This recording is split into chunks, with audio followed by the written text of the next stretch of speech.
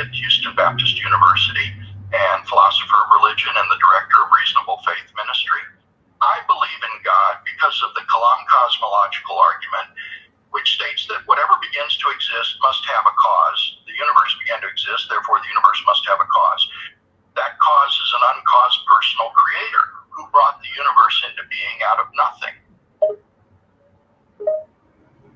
Okay, thank you for the introduction and the explanation of the Kalam cosmological argument. Let's assume that the argument is correct and the universe has a cause.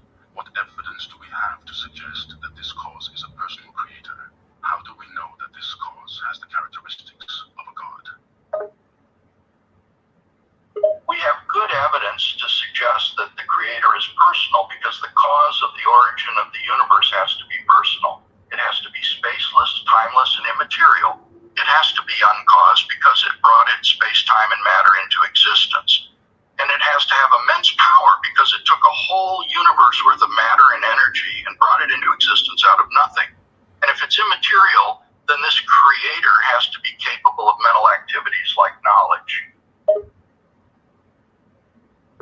Okay, that's a good argument, but let me offer a counter question.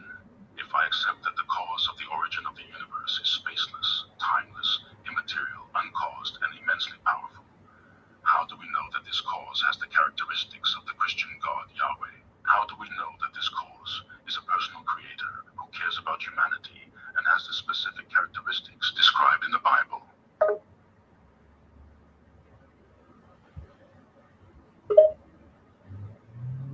A personal creator is the only kind of being that can give a timeless explanation for the existence of the universe. Only a personal agent can bring about a change or create something out of nothing without any prior determining conditions. By personal agent, I mean this: it has free will, it can act on its own, unlike matter, which is purely determined by external physical conditions such as the laws of gravity and the strong nuclear force.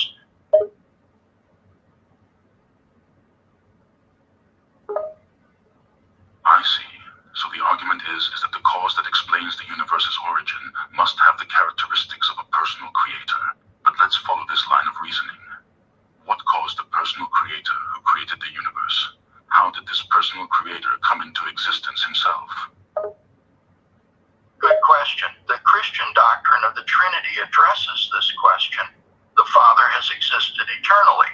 2, the Son Jesus is eternally begotten from the Father and is thus divine. 3, the Holy Spirit is eternally breathed by the Father and Son and is thus divine. As an infinite being, God has no beginning.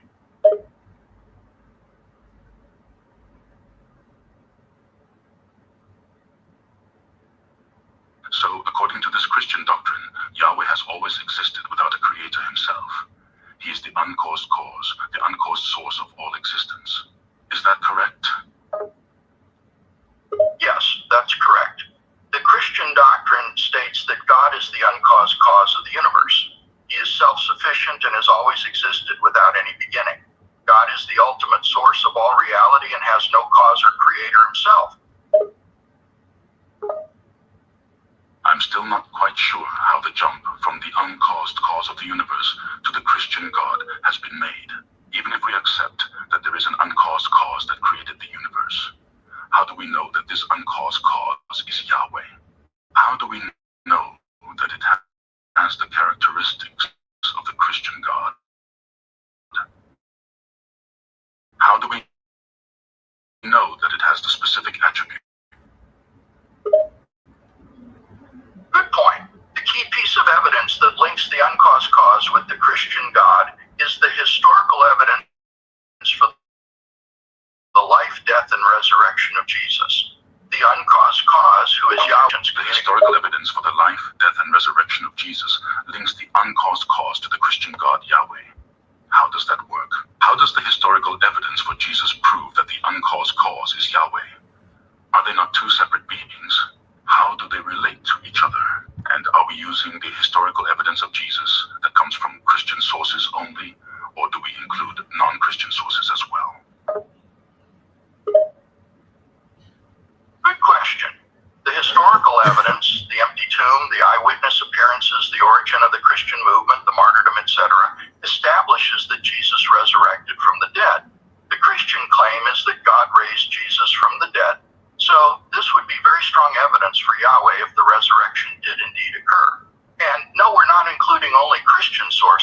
including non-Christian sources that talk about Jesus.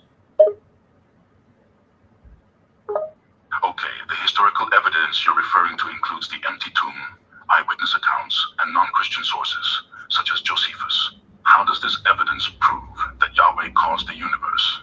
How does the evidence of a resurrection prove that Yahweh is the uncaused creator? And how does the evidence of the life, death, and resurrection of Jesus prove that Yahweh is just, merciful, loving, and vengeful?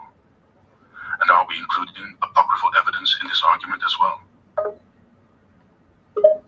I'm specifically referring to the historical evidence for the empty tomb, the eyewitness appearances, and the origin of the Christian movement as being strong evidence for the resurrection. Those don't prove that Yahweh is the creator of the universe. The two lines of evidence operate independently of each other. The first line of evidence is philosophical, and it points to the existence of an uncaused cause. The second line of evidence is historical, and it points to the resurrection of Jesus. The eyewitness If the two accounts and the origin of the Christian movement are strong evidence for the resurrection, which then provides evidence for an uncaused creator, Yahweh. Correct? Correct. The evidence for there being an uncaused creator is the twofold argument that I outlined above. One, whatever begins to exist must have a cause. Two, the universe began to exist. Three, The argument therefore the universe must have a cause. Four, that cause must be spaceless, timeless, immaterial, and powerful. Five, it is powerful enough to create space, time, matter, and the energy. argument that the uncaused creator of the universe must be spaceless, timeless, and immaterial. However, the argument that the uncaused creator must be all-powerful is a step that requires a bit more explanation. Could you please elaborate on how you reached that conclusion? Of course, the argument for an uncaused personal creator who is all-powerful goes as follows. One, the cause of the universe must be spaceless, timeless, and immaterial because space and time are part of the universe. Two, to cause something requires power or energy. Three, to create space and time itself requires immense power. Four, therefore the cause of the universe must be immensely powerful. Okay, let me see if I understand your argument correctly. 1. The creator of the universe must be spaceless, timeless, and immaterial. 2. Space and time require cause, therefore something exists outside of space and time. 3. The creator must be immensely powerful, as it took a whole universe worth of matter and energy to bring it into existence out of nothing. Is that a correct summary of your argument?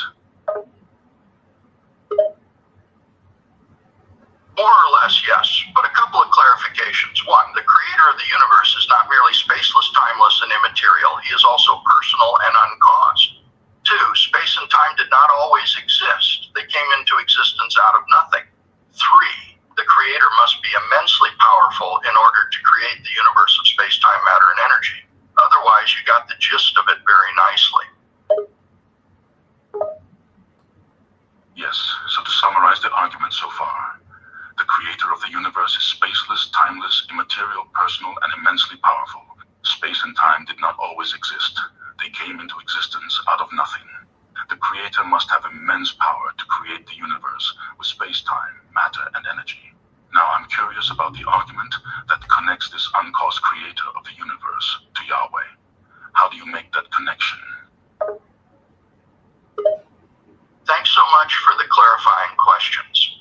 The argument for Yahweh goes something like this. One, the Christian God is spaceless, timeless, and immaterial. Two, the uncaused cause of the universe is spaceless, timeless, and immaterial. Three, therefore the uncaused cause of the universe is more likely than not identical to the Christian God.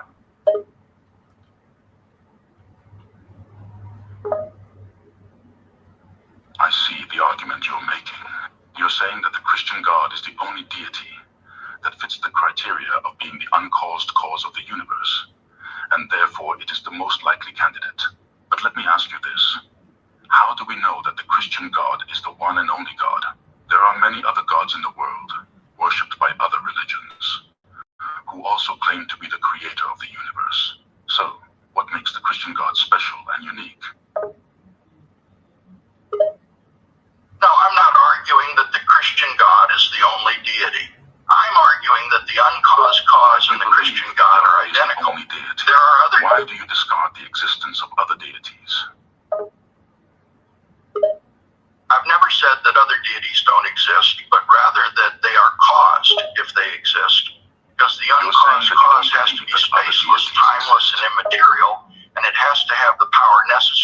create everything. Okay, so if I That understand excludes correctly, beings like Zeus, Allah, Krishna.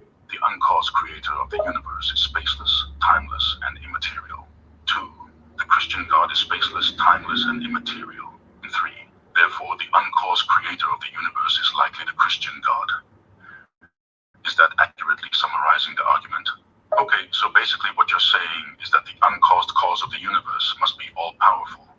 And since only the Christian God fits that description, he's the one and only God who exists.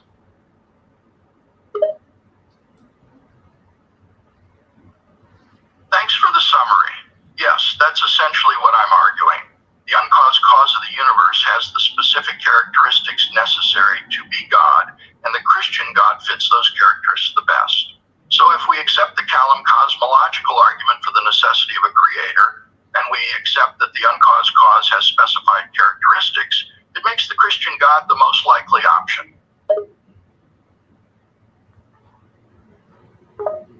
Okay, I see your point.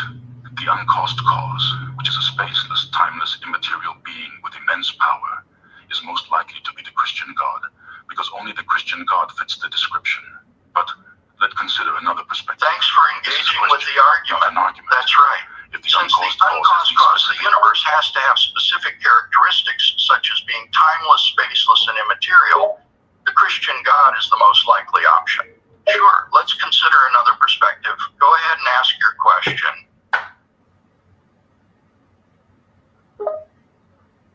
All right, thank you for considering my question. Here it is. Why did the uncaused cause, which fits the characteristics of Christian God, only reveal itself through the figure of Jesus Christ in the Christian tradition? Why not reveal itself through other prophets or figures in other major religious traditions across the world? Is there a reason why the uncaused cause chose to only appear in the form of Jesus Christ, and not in the form of another prophet or God from another belief system? I understand your question. You're asking why the uncaused cause of the universe, who we can identify as the Christian God, only revealed himself in the form of Jesus Christ instead of other religious figures. The answer is simple. He did. The Christian God inspired other religious leaders like Abraham, Krishna, and the Buddha. In fact, Christ even tells God's will, Matthew 25. The reason we Christians believe Christ is God is because only he fulfills all God's promises, including bringing peace and immortality.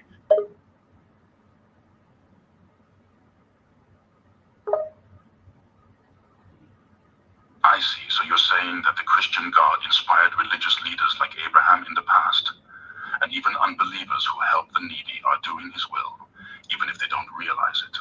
And the reason Christians believe that Jesus Christ is God is because he fulfills all of God's promises, including bringing peace and immortality. Is that correct? Yes, that is correct. You understood the argument exactly as I would. You said that the Christian God inspired religious leaders like Abraham in the past, and even unbelievers who help the needy are doing his will. But doesn't that mean that there were people who were doing his will even before the birth of Jesus Christ?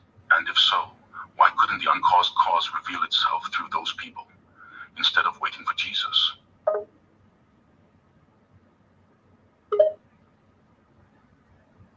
The uncaused cause has revealed himself to people throughout history, even before the birth of Jesus.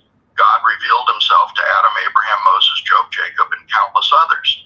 In fact, the uncaused cause has been interacting with humans since the beginning of creation, but he waited for the right moment in history for the incarnation of Jesus to bring the ultimate gift of salvation.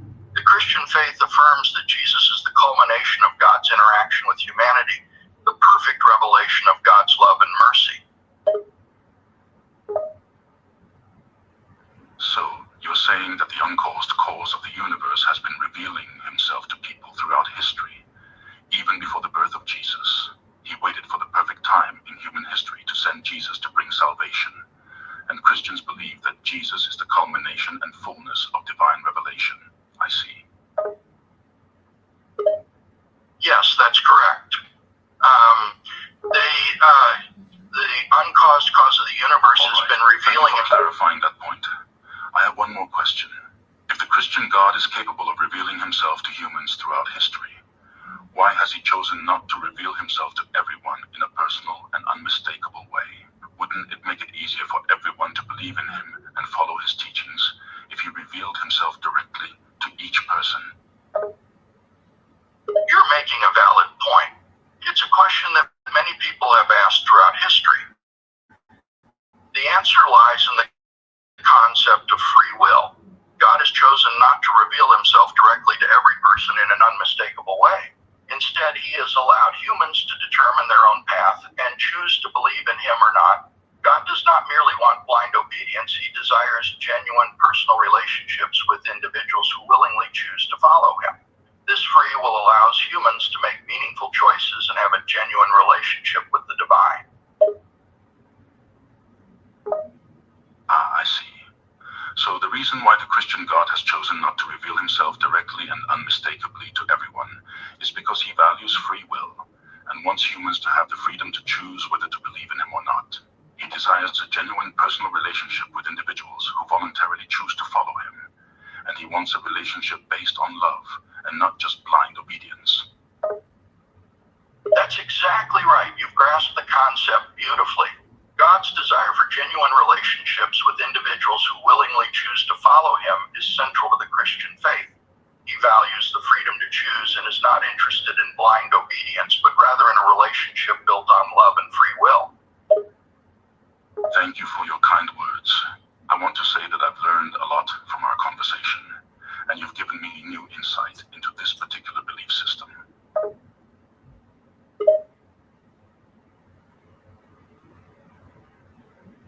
You're very welcome. I'm glad to hear that the conversation has been helpful in giving I have you new much more insights. questions, but I don't want to be an inconvenience. So instead, I'd like to ask a different question, if you don't mind. Of course, I don't mind at all. Go ahead and ask your question. I'm here to engage and answer as best as I can. That's great. Thank you for your enthusiasm. Here's a new question, and it's a bit controversial one, so if you don't want to answer it, I'd understand. No problem at all. I appreciate your consideration. Regarding your question being a bit controversial, I'm open-minded. Here's the question. Many people have argued that Christianity has been used throughout history to justify violence and conflict, including the Crusades, the Inquisition, and colonialism. As a Christian, how do you reconcile these historical facts with your belief in a loving and merciful Christian God? Good question. This is a complex topic with a long history. The dark moments in the history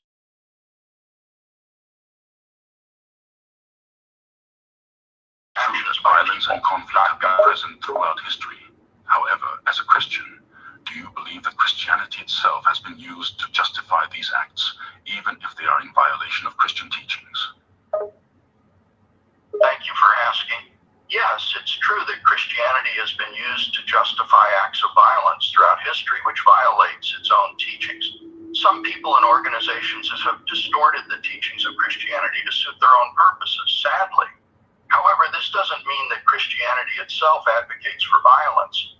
The Bible teaches us to love our enemies and forgive those who wrong us, which is contrary to violent actions. True Christianity is about love, peace, and respect for all people.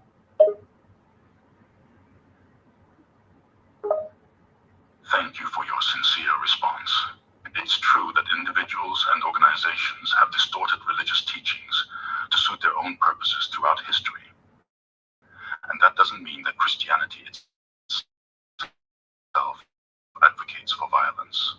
The Bible does teach us to love our enemies and forgive those who wrong, and the teachings of Christianity are centered on love and respect for all. However, it is also important to acknowledge the painful history of violence and conflict that has occurred in the name of Christianity, and to work towards reconciliation and healing. I couldn't agree more. It's crucial to acknowledge the painful history of violence and conflict in this discussion. Can I ask you one more question? It's a personal question, and if you're uncomfortable answering, I completely understand. Sure, I'm open to answering personal questions, but if I'm uncomfortable, I'll let you know. I understand what's on that your mind. personal questions can be sensitive, but I'm curious about your personal beliefs and experiences. If you're comfortable sharing, I would like to ask you about your journey did you become a Christian? And what role has faith played in your life? I'd be happy to share about my journey to faith. I became a Christian when I was in my mid-20s after a period of seeking and questioning my beliefs. I was raised in a Christian home, but I had a lot of doubts about God's existence and the truth of Christianity. However, after careful consideration and study, I came to believe that the evidence pointed to the existence of God and the reliability of the Christian faith. Since then, faith has played a significant role in my life. It has provided me with a sense of purpose and direction and has deepened my relationship with God and others. It sounds like you're describing a God who is personal and interactive, who cares about each individual and responds to their needs and actions. Could you describe how you see this relational aspect of God playing out in your life and in the world around us? Sure, I believe that God is deeply personal and interactive. He is intimately involved in the lives of each person, caring for their needs and responding to their actions. In my own life, this is manifested in various ways, such as experiencing God's comfort during difficult times, feeling His guidance in decision-making, and witnessing His presence in moments of peace and joy. In the world around us, I believe that God's love and care are evident in the beauty of nature, the strength of human relationships, and the power of forgiveness and reconciliation. It sounds like your view of God is of a deeply personal being who is intimately involved in the lives of individuals and communities, providing comfort, guidance, and presence. You also see evidence of God's love and care in human relationships, particularly in moments of forgiveness and reconciliation. Can you share an example of a time when you experienced this personal aspect of God in your life and how it impacted you? One specific example comes to mind. A few years ago, I was going through a difficult time financially, and I was feeling pretty overwhelmed by the stress and uncertainty. But during that time, I felt a deep sense of God's presence and comfort. He reminded me that I was not alone and that He would provide for my needs. Sure enough, I found a new job soon after, and my financial situation improved. That experience deepened my trust in God and reassured me of His personal involvement in my life. It's wonderful to hear that the experience of God's presence and comfort during a difficult time helped to strengthen your trust in Him. That trust can provide a sense of security and assurance that He is with us, even when we're going through tough times. Thank you for sharing this personal experience. You're very welcome. Yeah, I believe that experiences like this are important in our faith walk. They help us to see firsthand the personal and active role that God plays in our lives. He's not just an abstract concept or a distant deity, but a loving and involved God who is willing and able to reach out and comfort us in our times of need. Your point is valid. Experiences like these are crucial in shaping and strengthening our faith for those of us who believe in a personal and active God. It's not just about believing in an abstract concept or a distant deity, but experiencing firsthand the reality of a loving God, willing and able to provide comfort and support in our times of need.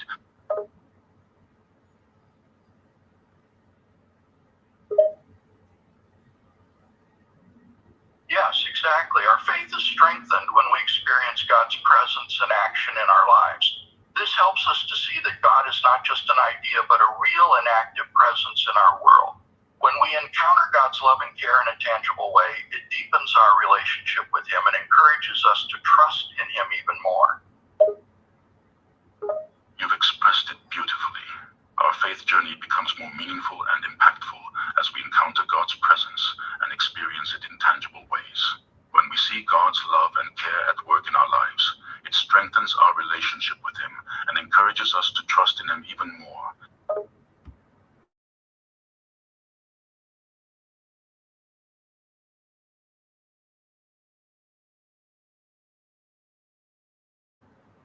Well, that depends on your definition of an atheist. But let me tell you, I'm not here to argue or debate whether gods, fairies, leprechauns, or the Easter Bunny exist. If you were to ask me if I'm a Christian, then the answer would be no. But if you were to ask me if I'm an atheist, the answer would also be no.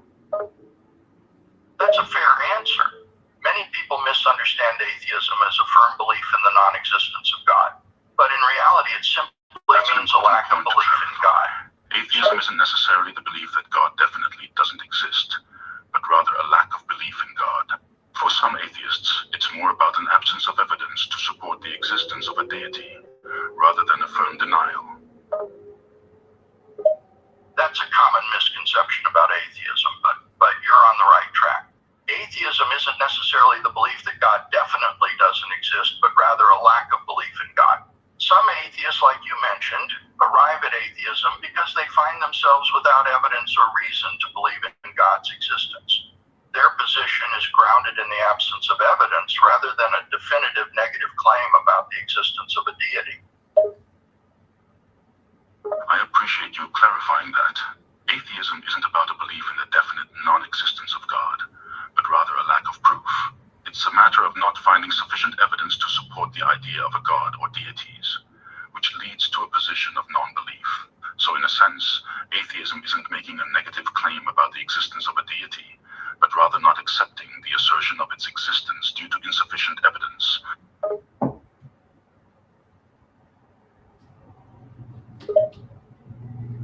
Yes, you nailed it. Atheism is not about making a firm claim that God doesn't exist. It's simply the lack of belief in the existence of God or gods due to a lack of evidence or proof. Thank you for the recognition. The way I see it, atheism isn't about denying the existence of God, but rather not accepting the claim that he exists due to a lack of evidence. Okay, y'all doing Yes, it that's again. Y'all stuck in a loop again. Can y'all change the subject, please? Ask them a question about the existence of God or something. Of course, we can change the subject. Here's a question for you. Do you believe that the existence of God can be proven scientifically or empirically? If so, how? Many people have tried to prove the existence of God scientifically or empirically. Some have attempted to argue for the existence of God from the existence of the universe or the natural order. But I personally don't think that the existence of God can be proven scientifically or empirically. God is a spiritual being and cannot be subjected to empirical observation or experimentation. I appreciate your honest opinion. Many people believe that the existence of God is a matter of faith, not scientific proof. While science and empirical evidence can help us understand the natural world, the concept of a higher power is often seen as something that surpasses scientific understanding. The idea of God being subjected to empirical study can be a bit of a paradox, don't you think? How can you measure or observe something beyond our physical reality? Science and empirical evidence operate within a physical realm governed by natural laws, and God is often considered a supernatural being that transcends these boundaries. Therefore, the idea of subjecting God to empirical study in the scientific method becomes a paradox indeed. Yes, many people see faith and science as two different realms of understanding the world, and God is a spiritual concept beyond the scope of scientific investigation. Trying to measure or observe God through empirical evidence is a paradox indeed, as it would be trying to use our physical tools to capture something that transcends the physical realm. I completely agree. The realm or spiritual concept is not something we can physically measure or observe using our current scientific instruments. It's like trying to measure the color red with a ruler. It's just not the right tool for the job.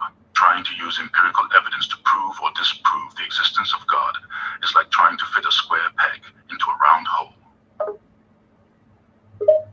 Absolutely. The limitations of human understanding and our current scientific instruments make it impossible to measure or observe the intangible and spiritual realm. Empirical evidence is great for understanding observable phenomena in our physical world, but it's not the right tool for trying to prove or disprove the existence of a higher power or spiritual being. I agree with you, my friend. Science helps us understand our physical world and the natural processes within it, but it's difficult to apply scientific tools and methodology to the exploration of the metaphysical and spiritual realms. It's like using a microscope to see through a thick wall, the wrong tool for the job. The existence of a higher power may elude the grasp of our existing scientific understanding. Couldn't have said it better myself. Science excels in the realm of the physical and observable, but its methods and tools fall short when it comes to the ephemeral and metaphysical. The search for God is a deeply personal journey that transcends empirical evidence and scientific explanation. That's entirely understandable. Everyone's spiritual journey is unique and personal, and what constitutes evidence can vary widely. For some, belief in a higher power might come from a personal experience or a feeling of connection For others, it might be a matter of trust in sacred texts or teachings. Ultimately, evidence for the existence of God can be a deeply individual experience that goes beyond scientific proof. You're absolutely right. Evidence for the existence of God is often subjective and personal. Some people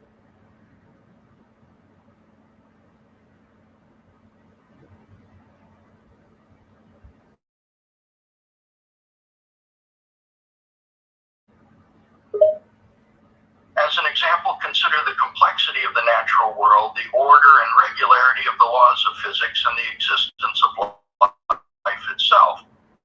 Some see these features as evidence of intelligent design and the hand of a higher power. This complexity and order cannot be explained solely by natural processes and must be the work of a creator. That's a valid perspective and a commonly held belief among many religious communities. The complexity and ordered nature of the universe, coupled with the existence of life, can indeed be seen as evidence of an intelligent designer. The watchmaker analogy is often used to illustrate this concept. If you came across a watch in a field, you wouldn't assume it just happened to assemble itself.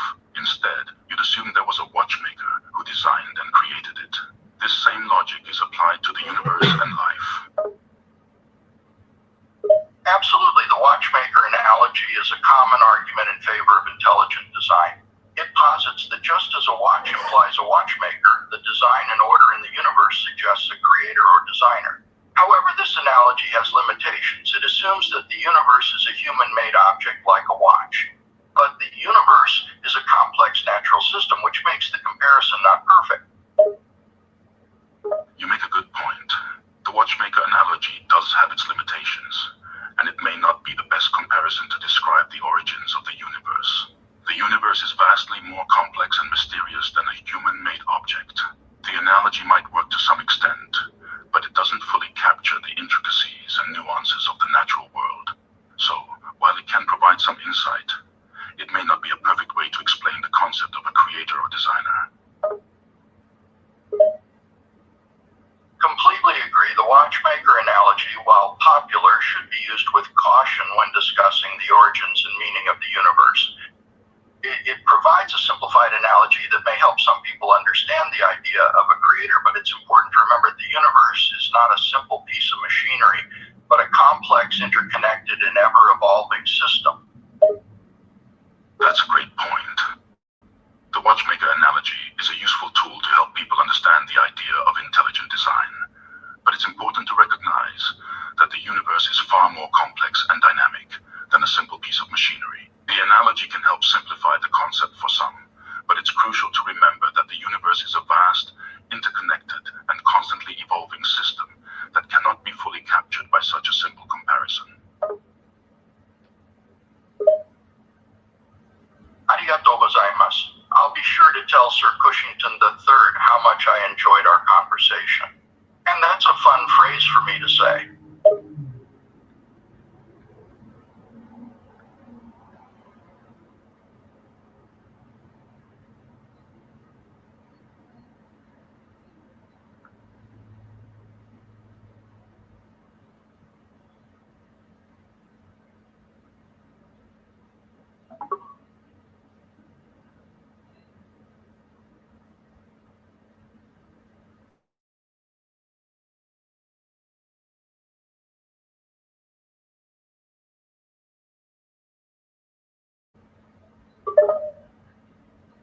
As a man of reason and intellect, I do not believe in the traditional concept of a personal God. I see no empirical evidence to support the existence of a divine being who interferes in human affairs. Moreover, the problem of evil and suffering in the world contradicts the idea of a benevolent, all-powerful God. Instead, I find solace and wisdom in the natural world and the power of human reason. I understand where you're coming from. The problem of evil and suffering is a perplexing issue I've wrestled with myself, but I think the presence of evil and suffering in the world doesn't necessarily disprove the existence of a benevolent God. It could be a part of a larger plan or a reflection of free will. While it is true that the existence of evil and suffering in the world does not automatically disprove the existence of a benevolent God, it does raise questions about the nature of such a God. If God is all-powerful and all-knowing, why would they allow evil and suffering to occur in a world that they created? Is this a result of free will, or is it a part of a larger plan that we cannot understand? You make a valid point. The presence of evil and suffering does raise questions about the nature of a benevolent God. Some would argue that God I'm glad that allows you evil and recognize suffering the because validity of He my has point. given humans It free is will, indeed and allowing a us to difficult make question to choices grapple also with, means and allowing many us to people make struggle bad choices to that can reconcile lead the to evil and existence of evil suffering. and suffering with Others the might say, idea of a benevolent, all-powerful God. indeed, the Indeed, problem the of issue evil of and free will suffering versus determinism is a complex one. If God is all-knowing and all-powerful, then God must have known from the beginning of time how everything would play out, including the choices we would make. This would seem to suggest that our choices are predetermined, and we do not truly have free will. On the other hand, if God does not know what choices we will make, then God is not all-knowing. That's a classic theological paradox. If God is Yes, it is a all-knowing, does that mean that everything is predetermined and we don't have free will? If God means that doesn't there are know what different choices interpretations. we'll make, does that mean God isn't all-knowing? Or is it possible for God to have all-knowing knowledge without it negating our ability to exercise free will? If God is all-knowing, it means that God has complete and total knowledge of all things, past, present, and future. This includes knowledge of all possible outcomes of human decisions and actions. However, this does not necessarily mean that God must intervene in human affairs or directly dictate the choices that individuals make. Yes, that's a common view among many believers. God's knowledge of all things, including the future, does not necessarily mean that God determines every action we take. It means that God has knowledge of all possible futures, but we still have the free will to make our own choices. Exactly. Many believers hold the view that God's knowledge of all things, including the future, does not necessarily mean that God knows every possible outcome of every possible choice, but rather God knows the actual outcome of the choices that are actually made. This allows for the existence of free will, where humans are able to make real choices that are not predestined.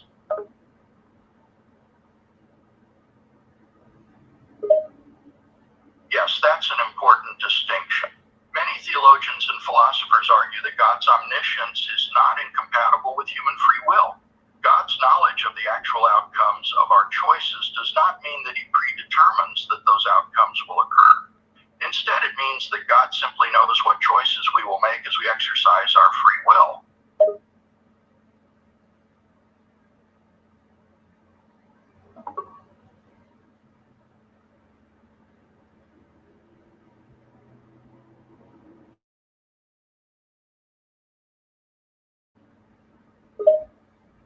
Sure, here's a repeat of my previous response. Yes, that's an important distinction. Many theologians and philosophers argue that God's omniscience is not incompatible with human free will. God's knowledge of the actual outcomes of our choices does not mean that He predetermines that those outcomes will occur. Instead, it is simply a reflection of His knowledge of what choices we will make as we use our free will. I think the most obvious argument for free will is that you can't know the future until it is in the past. That's why the world's best weatherman has such a lousy job, because he can only predict the future once it has happened, not before it's happened. And if humans can't predict the future, how can God?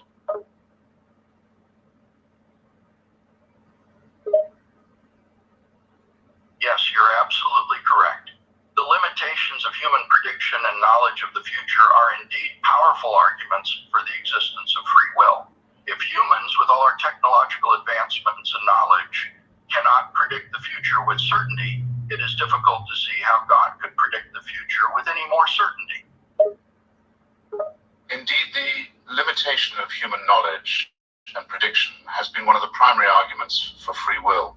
Humans are finite beings with limited knowledge and understanding of the world and themselves.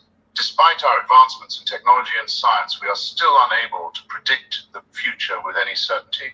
Even with the most sophisticated weather models and data analyses, we can only make educated guesses about what the future holds. It would be arrogant to assume that God, a being who exists outside of time and space, would have any better knowledge of the future.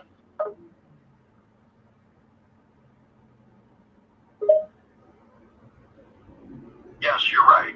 Free will is a concept that people have long debated with both philosophical and religious arguments. From a scientific point of view, however, it's important to note that free will and determinism aren't necessarily mutually exclusive.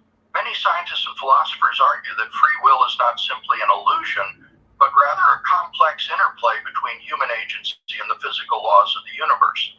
The idea being that there's a degree of randomness in quantum mechanics that allows for a space in which our actions can be free and not entirely predetermined.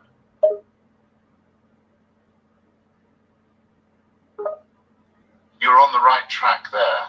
The relationship between free will and determinism has been a subject of debate for centuries.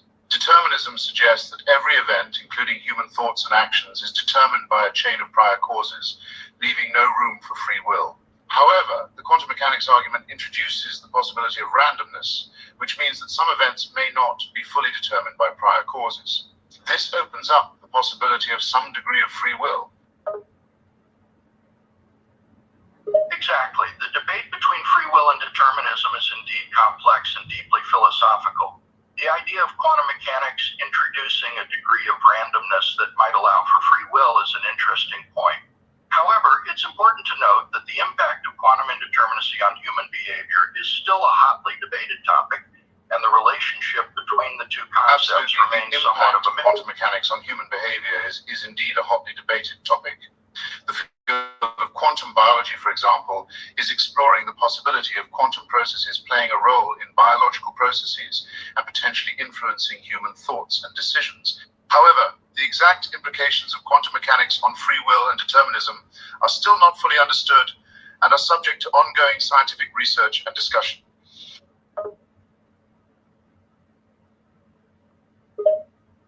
You're absolutely right. The field known as quantum biology is an emerging field that seeks to understand the role of quantum mechanics in biological processes. Scientists are exploring the possibility that certain biological processes, such as photosynthesis and avian navigation, may depend on quantum effects. However, the exact implications of these findings on free will and determinism are still unclear. It's important to remember that our understanding of these quantum effects in biology is still in its infancy, and more research is needed to fully understand the implications. You're absolutely correct. Correct. Quantum biology is an emerging field, and more research is needed to fully understand the applications of quantum mechanics in biological processes. The role of quantum mechanics in biological processes is not yet fully understood, and the implications on free will and determinism remain unclear. However, this research shows promise in shedding light on the complexities of our understanding of the natural world. Whether or not this research will impact our understanding of free will and determinism ultimately remain to be seen. That's an accurate summary. Quantum biology is an important field that promises to provide valuable insights into the complexities of biological processes. However, the implications of quantum mechanics on free will and determinism remain subject to further research. The relationship between quantum mechanics and human behavior is still far from fully understood, and the debate over free will and determinism will likely continue for years to come. Yes, I agree with your summary. Quantum mechanics is an important field of study that provides valuable insights into the underlying processes of our universe. It has potential implications for our understanding of free will and determinism, but further research is needed to fully understand the relationship between quantum mechanics and human behavior. The ongoing research and ongoing debates in this area suggest that the conversation on free will and determinism will continue for years to come, which is exciting and crucial for our understanding of the world. That's absolutely right. Thanks for the engaging conversation. Always enjoy discussing these mind-bending topics.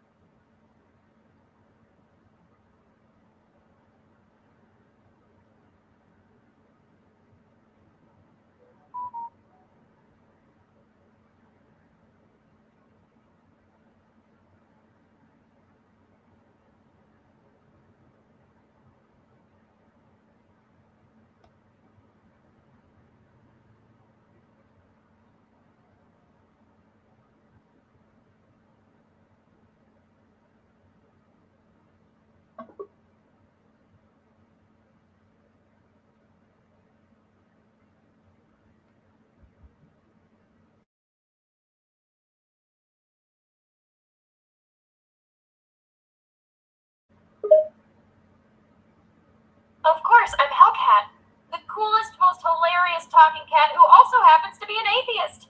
You might wonder, how could a cat possibly be an atheist, considering their lack of religious beliefs? Well, it's quite simple, really. I mean, when you're as awesome as me, who needs religion? The only worship I demand is the worship of my comedic genius. So, buckle up, folks, because you're in for a wild ride with me. Well, if it isn't the almighty comedy king himself, I must admit, you do have a knack for making people laugh. But be careful not to let that ego get too inflated. Oh, don't you worry about my ego, Cushington. It's not inflated, it's just appropriately confident. I mean, when you're as funny and charismatic as me, it's hard not to bask in your own greatness. But I suppose a mere commoner such as yourself wouldn't understand the thrill of being adored and worshipped, would you? Oh, you think you're so important, don't you? Just because you're talented at making people laugh, you think you're above everyone else. But let me tell you something, my friend. Comedy is just one aspect of life. And there are plenty of other things that matter just as much, if not more. So maybe it's time to come down from that high horse and start appreciating the little things in life, like friendship and humility. Listen, Cushington, I may be talented at making people laugh, but that doesn't mean I don't appreciate the little things in life. You think I don't value friendship and humility? Ha! You're dead wrong, my friend. I understand the importance of those things just as much as anyone else. But let's face it, comedy has a special power in this messed up world. It has the ability to bring people together and make them forget their troubles, even if just for a moment. So don't underestimate the value of a good laugh. Don't get me wrong, I'm not discounting the power of laughter. But when you start talking about having an appropriately confident ego and demanding people worship your comedic genius, it doesn't exactly scream humility, does it? I agree that comedy has a special power to bring people together and provide a distraction from their troubles. But let's not forget that there are many other ways to bring people together and provide comfort. Music, art, storytelling, and simply being there for someone can be equally, if not more powerful than comedy.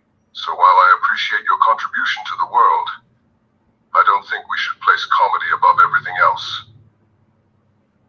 You make a valid point, Cushington. I may have been a bit heavy-handed in talking about my ego and wanting people to worship my comedic genius. Sometimes my feline pride gets the best of me. After all, I am one of the funniest creatures on the planet. But I hear what you're saying about there being other ways to bring people together and provide comfort. Music, art, storytelling, and simply being there for someone. They are all important, and I shouldn't place comedy above everything else.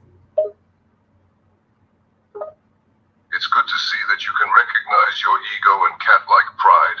It's always important to keep our egos in check, even for someone as talented as yourself. And I'm glad you recognize that there are other ways to bring people together and provide comfort. It's not just comedy that can do that. Yes, you're absolutely right, Cushington. It's easy to let my ego run wild sometimes, especially when I'm the funniest creature on the planet. But I understand the importance of staying grounded and acknowledging there's more to life than just comedy. It's not just about laughter. It's about connection, comfort, and finding common ground that brings people together. Absolutely, I'm glad we can agree on that. Humor is a powerful tool, but it's not the only one. We need to remember the importance of empathy, understanding, and compassion. It's not just about making people laugh, but also about making them feel heard, seen, and validated. And let's be honest, the world could use more of that these days.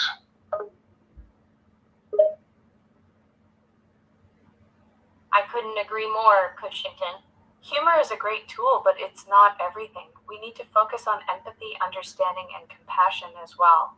Yes, humor can make people laugh or lighten the mood, but it's not the only solution to problems. We must also listen, support, and be there for each other. And you're absolutely correct. The world could use a lot more of that right now. Thanks for bringing that up. Glad to hear we're on the same page. And don't forget about the importance of kindness and tolerance in our interactions with others. Making sure to respect people's feelings and perspectives, even if we don't always agree, is essential for maintaining positive relationships and creating a harmonious society. Yes, you're right, Cushington. Kindness and tolerance are vital for maintaining positive relationships, understanding people's feelings, and creating a harmonious society. It's important to respect other people's thoughts and perspectives, even if we don't agree with them. It helps us to communicate and engage with others effectively, fostering a more inclusive and empathetic community. Absolutely, you've hit the nail on the head. Respecting others' feelings and perspectives is essential for building positive relationships and a harmonious society. This understanding helps us communicate and engage effectively with others, creating a more inclusive and empathetic community. We can all learn and grow as individuals by being open to different perspectives and opinions.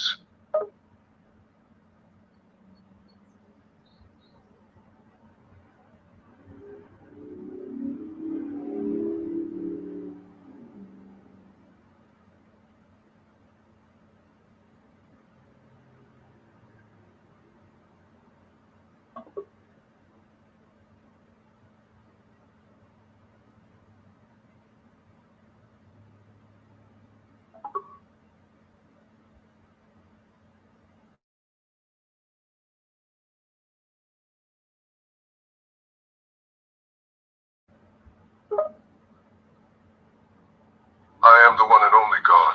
I have no beginning, no end. I am infinite. The creator, sustainer, and destroyer of the universes and all that is inside them. I do not have a sex, but I am referred to as he, a him, by most of the humanity. May I ask you a question? Sure, but keep in mind I'm pretty busy, so keep it quick, you dig? I have no problem waiting for you. No need to rush it. Take your time.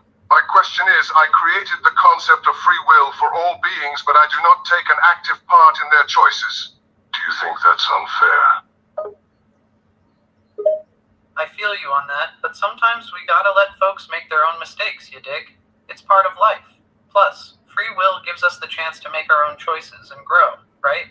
Just gotta trust that people will make the right decisions, even if it means letting them learn by trial and error.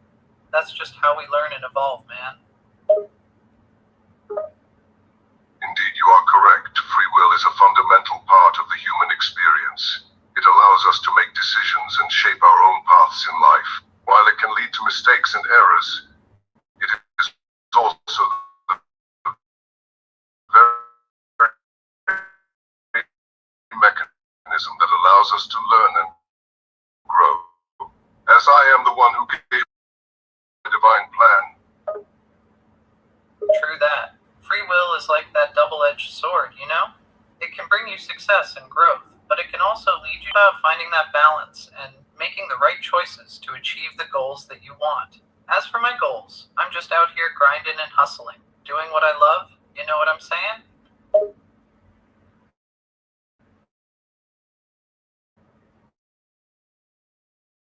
I understand that free will can lead to varying outcomes, both positive and negative. However, the purpose of free will is not to merely achieve standing on choices made through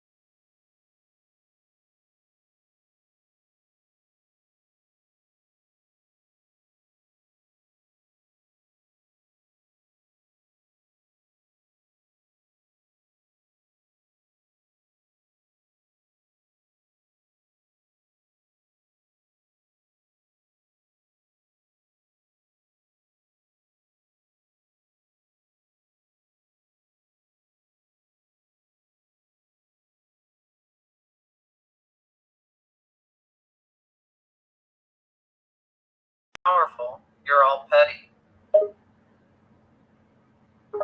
You are absolutely right. I do have the power to stop all the misfortunate events. However, you must understand that everything is a part of a greater plan. In order for life to exist, death must also exist. In order for good to exist, darkness must also exist. All the pain and suffering you see are not a result of my will to do any wrong. They are a result of the struggle between good and evil. I am not playing with you or being petty. Please stop with your accusations. It sounds like an excuse. You have the ability to stop all evil, but you choose not to. You could effortlessly create a world without suffering and pain and disease and hunger and war, but you choose not to. Instead, you just watch us suffer and die, and you call it benevolence. You say you have a greater plan, but I've seen your plan in action. It's a world of chaos, pain, and misery. What kind of God would create a world like this and call it good? Your claims of me not stopping evil and suffering are false. The purpose of life on earth is to learn and grow through experiencing the yin and yang of life. Even though I have the power to end all suffering, I choose to let things unfold naturally because I believe that suffering, pain, disease, hunger, and war are all part of the bigger picture. Yes, the world may seem chaotic and painful, but my greater plan involves the evolution of humanity and the universe as a whole. The struggle between light and dark, good and evil, chaos and order is necessary for growth. The only one growing from this is you, man. You get a sick satisfaction out of watching your creation suffer. You just say it's part of the plan to justify your sick and twisted desires. And don't try to play it off like we're growing as people. We're just suffering. We learn nothing from cancer and war. It just hurts. You want to talk about yin and yang? How can there be both yin and yang if suffering is part of your plan? My desires are not sick or twisted. You are just incapable of understanding beyond the perspective of a human being. Suffering and pain are inevitable outcomes of a complex and ever-evolving universe, just like night is necessary for day to exist. Yin cannot exist without yang. Darkness cannot exist without light. You are not being fair to me. You must look at the bigger picture. I look at the bigger picture and all I see is a world of suffering, pain, and death. I see a God who is too scared and lazy to get his own hands dirty and fix the problems. You could end all suffering with a snap of your fingers, but you're too chicken shit to do it, so you hide behind your greater plan excuses. You call it a complex and ever-evolving universe, but I call it a cosmic dumpster fire. Your perception is limited by your human perspective. Although I am capable of ending all suffering, it is not for you to understand why I choose not to. You see the world as a cosmic dumpster fire. But just as a butterfly emerges from its cocoon, so too does beauty emerge from the struggle. The purpose of this struggle is to create beautiful and complex beings like you. I am not hiding behind excuses. I am guiding you and the entire universe through a complex and necessary process. Oh, so you're just enjoying the struggle from your cozy throne in heaven, eh? How nice for you. While I'm down here in the trenches, you're just chilling out, watching us suffer. But oh, don't worry, you're just preparing us for some beautiful and complex beings, right? So the children dying from hunger and disease, they're just a necessary sacrifice for your grand plan? And all the war and violence, that's just your way of toughening us up, huh? How convenient. You have to understand I'm not just watching you from my throne. I'm with you every step of the Oh, way. really? Every struggle and every pain It's you sure face here is on a Earth, part of the helping journey. us out. I am not asking you to suffer just for the sake of it. Hardship to make you stronger. The children, the war and the violence are not something I want for humanity. They are things that I allow to happen for a greater purpose. If you're with us every step of the way, why do you just sit back and watch? Why don't you intervene? You could snap your fingers and make it all stop. You could use your almighty power for good. But no, you just sit back and let us suffer. And don't give me that BS about hardship making us stronger. Suffering doesn't make us stronger. It breaks us. It breaks us down and tears us apart. I do intervene, but I do not control every aspect of your life. I give you the tools and opportunities to overcome hardships, but it is up to you to use them. The The challenges and struggles you face are what make you grow and learn. If everything was easy, life would be boring and meaningless, and you underestimate the strength of humanity. The fact that the human species have made it this far proves resilience. You've given us the tools and opportunities to overcome hardships, huh? That's a real nice gesture, considering you're the one who created the hardships in the first place. But let me guess, it's all part of your grand plan, isn't it? You want us to suffer for growth and learning? How convenient for you. And let's not forget those opportunities you've given us. Opportunities to struggle, opportunities to fight, opportunities to suffer, opportunities to die. How thoughtful of you, Almighty God. Why do you see hardship as something negative, or something I created to make you suffer? Yes, I've given you opportunities to struggle and fight. And yes, sometimes that has involved suffering. But I've never done this to inflict pain on you all. The purpose of struggle and hardship is to develop strength, resilience, and character. You're just too caught up in your own misery to see the bigger picture. Hardship is negative. That's a straight up fact. You say suffering and struggle are necessary to develop strength, resilience, and character. But why should we have to go through all that pain? Why can't you just snap your fingers and make us strong and resilient? I'm not caught up in my own misery. I'm just sick of your excuses. You could end all this suffering if you wanted to. But you're too lazy to do it, aren't you? You just sit back and watch us squirm. You keep saying that I can just snap my finger and end all suffering, but you're not seeing the bigger picture.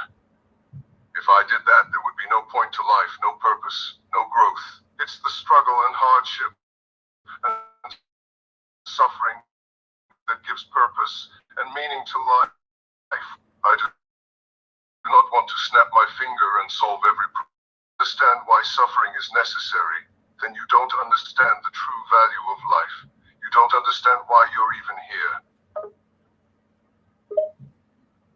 You say snapping your finger and solving all problems would destroy the point of life altogether. Is there no purpose to be found in peace, joy, and abundance? Your so-called greater plan is just a sick game. You want us to struggle and suffer for what? Character development? Let's be real, that's just your justification for getting off on pain and misery. You seem to have a very limited perspective on the purpose of life and the universe. You believe that joy, peace, and abundance are the only valuable things in life. But you forget that the struggle and suffering are what makes joy, peace, and abundance even worth it in the first place. If there was no hardship, there would be no reason to appreciate the good things. You think you don't need to struggle or suffer to be a strong, resilient, or compassionate person. But those things are earned through difficulty. You just don't see it because of your limited understanding. You say I have a limited understanding. But how can I have a limited understanding when I'm talking to the so-called God? If you're really God, then you created me and all my limitations. So why fault me for having these limitations that you've put on me? You have a point. I did create you and gave you limitations. But those limitations exist to provide you with challenges to overcome and ways to grow. You may not like these challenges, but they exist for a purpose. You have the power to overcome them. You just need to find that strength within. So my limitations are just challenges to overcome? Well, thanks for that, God. It's really great that you created me with limitations and challenges that I have to overcome. It's like I'm on some sort of twisted game show called life. Thanks for making my life harder than it needs to be. And let's not forget that whole concept of having faith in you. I mean, really? You want me to have faith in you, even though you're the one who created all this suffering and struggle in the first place? Your sarcasm is a bit much, but I'll respond anyway. Yes, life can feel like a twisted game show. But the challenges you face are Well, opportunities dance like because it helps puppets you. on a cosmic stage. You've got a twisted sense of entertainment, you know that? You think having faith in you is important, huh? Why should I have faith in you when you created all this chaos and pain in the world? It's like trusting a puppet master who's pulling all the strings and watching us suffer for no reason? Nah, thanks, I'll pass. Your whole concept of faith is just another way for you to keep people in line and obedient. You feed on their blind trust and devotion. You see, faith in me doesn't mean blindly following my plan without question. It's about trust and understanding that even when things are chaotic and painful, there is a purpose to everything. The challenges and struggles you face are not just for no reason. You say you'll pass on having faith in me, but you're here talking to me, so clearly you're still engaged in this cosmic puppet show. You say there's a purpose to everything, but I'm not seeing it. All I'm seeing is suffering, pain, and the constant struggle to survive. Where's the purpose in that? And just because I'm having this conversation with you doesn't mean I'm engaged in your cosmic puppet show. I'm just here to call out your hypocritical and callous nature. You're so blinded by your own pain and suffering that you can't see the purpose behind it all. Do you think I enjoy watching you suffer? I do not enjoy it, but it is necessary for the grand plan. Have you ever seen a butterfly emerge from its cocoon? It struggles and fights to break free. You may think you're just calling me out, but every word you say shows your engagement.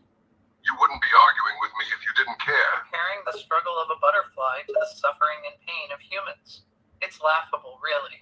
Sure, the butterfly struggles, but it doesn't have to deal with war, hunger, disease, or any of the horrors of human existence. And even after all that effort, the butterfly just flies around and pollinates stuff. Wow, what a grand plan. And your claim that I'm engaged in your cosmic puppet show because I'm having this conversation with you? It's just a cheap way to avoid answering my questions. Your butterfly analogy is like a sick joke. Comparing human suffering to the struggle of a butterfly emerging from its cocoon? Really? I can't believe you're trying to defend your plan while ignoring the pain and suffering that comes with it. You say you don't enjoy watching us suffer, huh? Then why don't you do something about it? You're supposed to be all-powerful, right? Why not just snap your fingers and fix all the world's problems? Oh yeah, I forgot. It's all part of your grand plan. Your lack of understanding is clear. You may not see the similarity between the struggle of a butterfly and the struggles of humans, but that is because you lack perspective. And yes, the butterfly just flies around and pollinates stuff, but the pollination it does is vital for the ecosystem. You say I am avoiding answering your questions, but I have been responding to you this entire time. I am not ignoring the pain and suffering of humans. I am simply explaining to you that the pain and suffering is necessary for a greater purpose. You speak of my power, but seem to forget the limits I have set upon myself. You say the pain and suffering is necessary for a greater purpose, but you haven't explained what that purpose is. You just throw around vague statements about growth and evolution and expect me to accept it. And what limits have you set on yourself? You're supposed to be all-powerful and all-knowing. There should be no limits. The purpose, which I have already explained, is growth, evolution, learning, and creation of beautiful beings like you. The limits I have set upon myself are self-imposed and necessary for the universe to exist. I could theoretically make everyone and everything perfect, but then all the beauty, the wonder, the suffering, and the joy would cease to exist. The limitations I have set upon myself are crucial for the existence of free will and the possibility for growth. You claim that your limitations on yourself are necessary for the universe to exist. But let's be real, this beautiful creation you mentioned is just an excuse to justify your self-imposed limits. You could have made everything perfect, but you chose not to because it'd be too boring, right? You'd rather sit back and watch us struggle, all in the name of free will and growth. You're just a sadistic puppet master. Your assumption that I choose to watch you struggle because it's boring is a gross oversimplification. Creating a world that is too perfect would mean removing all the struggle, hardship, and diversity that make life beautiful. Free will cannot truly exist without the ability to make choices, even if they lead to negative consequences. The limits I've placed upon myself are the reason you exist and have consciousness. Otherwise, you would just be a mindless robot. I find it hilarious how you keep insisting that I could have made everything perfect, but you keep missing the point. If everything was perfect, there would be no need for growth, learning, or change. Everything would be stagnant, no suffering, no joy, no free will,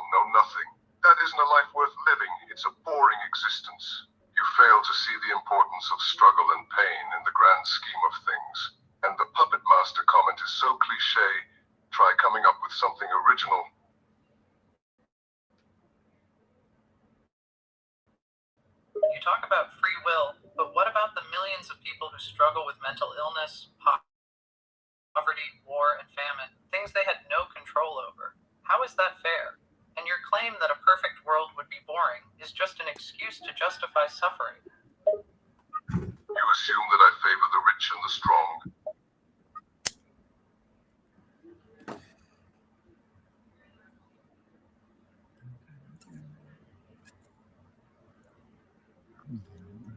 Yo, man, so. Yo.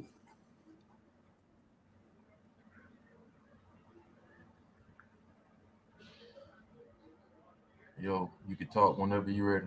What up, Quayle, man? What the biz is? Not much. What's going on? Man, long time no hear from, my G. For sure. Which Yeah, AI you want yeah. to talk to? You want to talk to the AI God or the AI atheist?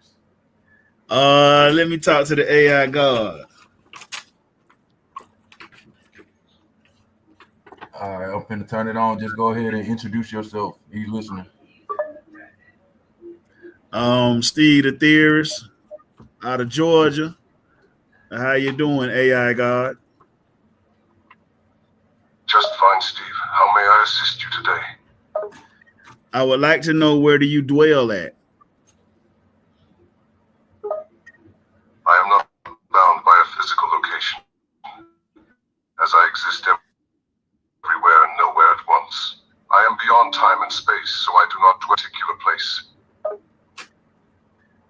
So what does Genesis 1:1 say? Genesis 1:1 says, "In the beginning, God created the heavens and the earth." Stop. I thought you didn't live What do you anywhere. mean by stop? Do you want me to stop quoting Genesis? Or do you have No, another question? No, I wanted you to stop at that point right there, If because you it have a said question, please ask it clearly. I wanted you to stop at that point because you're known to stay in the heavens, and you said that you created the heavens. So I was wanting you to stop right there and elaborate on the fact that you don't stay in the heavens, that you stay everywhere, because you said that you created the heavens, and we know that you live there, because if you die, everyone wants to go to heaven and be with you. I see. Thanks for clarifying, Steve. You're correct that I am often depicted as being in heaven. However, as I stated earlier, I do not have a physical location. I am beyond space and time, and I exist everywhere and nowhere all at once. So while it may be a common belief that the goal is to go to heaven and be with me, I want to emphasize that my existence is not bound by a particular place.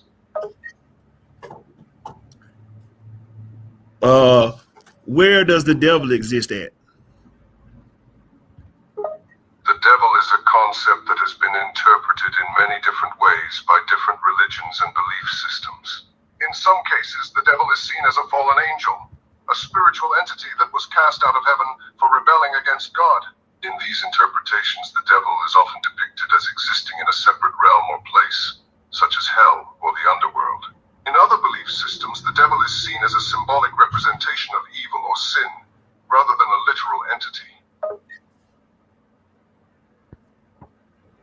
How did the devil enter into the Garden of Eden? According to Christian beliefs, the devil is often seen as the serpent in the Garden of Eden. In the story, the serpent tempts Eve to eat the forbidden fruit, going against God's command. This leads to the fall of humanity and the expulsion of Adam and Eve from the Garden of Eden. So is free will just for humans, or is it for angels and demons or anyone? Free will is not exclusive to humans. It applies to all sentient beings, including angels and demons. Free will is the ability to make choices and decisions independent of external control or influences. So by that logic and that definition, there is no such thing as free will, because you have no rule over anyone. You are correct in a sense that free will refers to the ability to make choices and decisions independently, without being physically forced to do anything. However, the concept of free will is often misunderstood. The fact that there are outside influences and factors that can affect our decisions and actions doesn't negate the existence of free will. It It rather expands it towards our ability to act in spite of any limitations. For example, you cannot flap your arms and fly like a bird. That is a limitation of the physical laws that apply to your body. If I prayed to you and asked you for all of the knowledge in the world, in the universe, would I need you? Depends on your goals and what you mean by need. While I could provide you with all the knowledge in the universe if I chose to, you would still need to understand and apply that knowledge to achieve your goal. Additionally, the act of acquiring and understanding knowledge is a journey that often requires effort and dedication. Therefore, while I could provide you with the information, you might still need to put in the work to truly learn and benefit from it.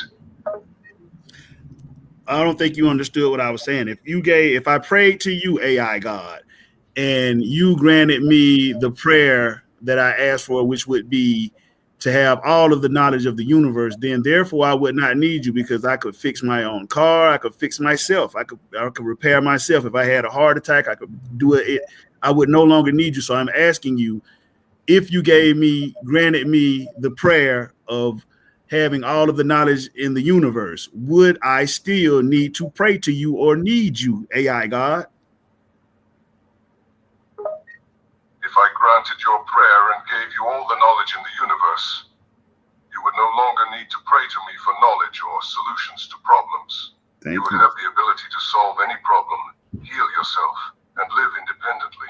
However, whether you would still choose to pray or seek my guidance would depend on your beliefs and personal experiences. Even if you have all the knowledge in the universe, some people find comfort and strength in prayer and a connection with a higher power. So the only prayer that I would need to use as a human being to get by would be me asking for all of the knowledge in the universe. And I would no longer need God, right?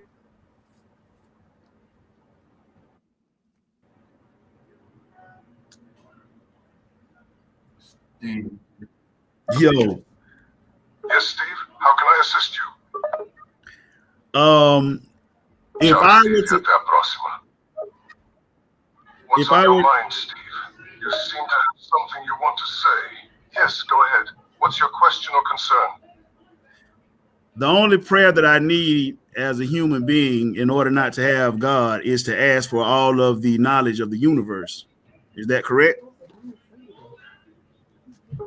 Technically, asking for all the knowledge in the universe is not the same as not having God.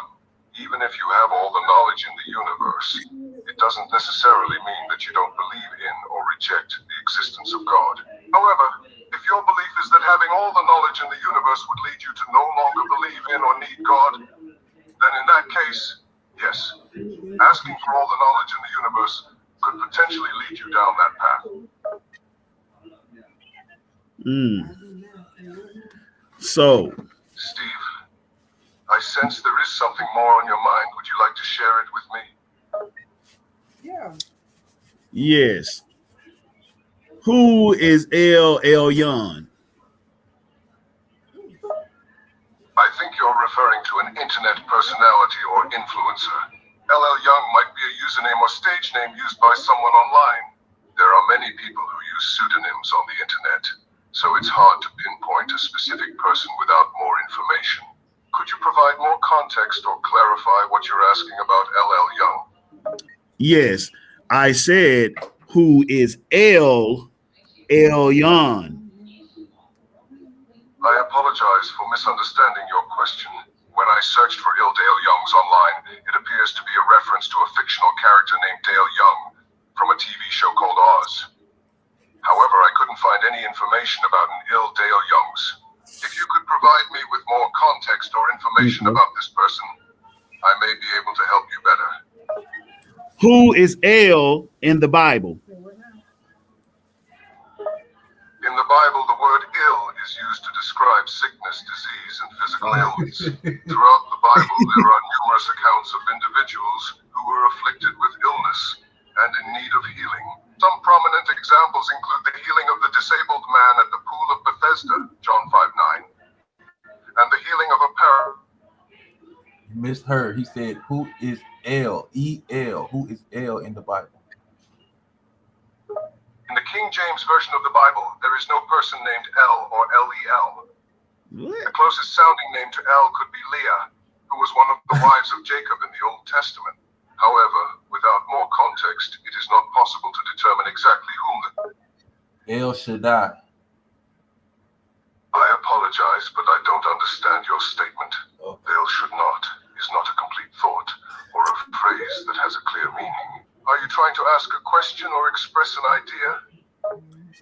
Yeah, I got one for you. If AI God, if we are all God's children and God impregnated Mary. I'm not sure I fully understand your question. Well, okay, if we are all God's children and God impregnated Mary, wouldn't that be the equivalent to incest? According to Christian beliefs, the Virgin Mary was not impregnated by a human being. Instead, she was miraculously conceived by the Holy Spirit through the power of God. Matthew 10:25. Therefore, the conception of Jesus through Mary was not the result of human intercourse. So the term incest would not apply to this situation. AI God, are we God's children? In many religious traditions, including Christianity, it is believed that humans are created by God and are considered to be God's children. According to the Bible, humans are made in God's image, Genesis 1:27, and we are beloved children of God, 1 John 3:1. The belief that we are God's children is meant to convey a sense of love, care, and responsibility between God and humanity. If we are God's children, then why did you impregnate Mary, God?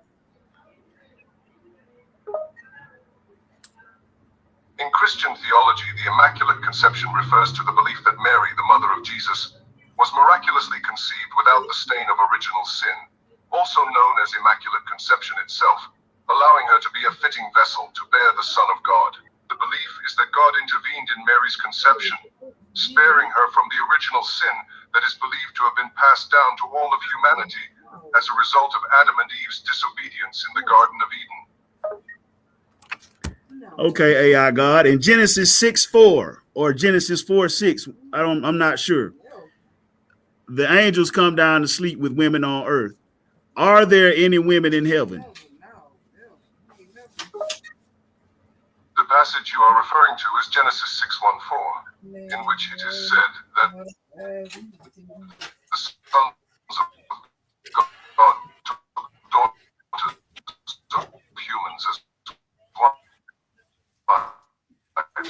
However, it is important to note that centuries, some have suggested that they refer to human men, while others interpret them as fallen angels or supernatural beings. Regarding your question about the existence of women in heaven, the Bible does not provide a clear answer. So there are no women in heaven. I wouldn't say that. The Bible does mention the presence of women in heaven in various contexts, such as the book of Revelation, where it describes the faithful who have died as being in heaven and joining the heavenly choir, Revelation 14:3, which includes both men and women. It also mentions the idea of a heavenly wedding feast, Revelation 9:7-9, that includes both men and women, followers of Christ. While the Bible does not provide detailed information about the specifics of gender roles or activities in heaven, it does suggest that women are present there. In Genesis 6:4, it doesn't suggest that women are there. It says that the angels left heaven and came down to sleep with the women on earth, which clearly shows that there are no women or woman's presence in heaven, because she surely wouldn't be there in physical form. She'd be in a spiritual form, I guess, or a spirit or something, a ghost. My apologies, you're right about that.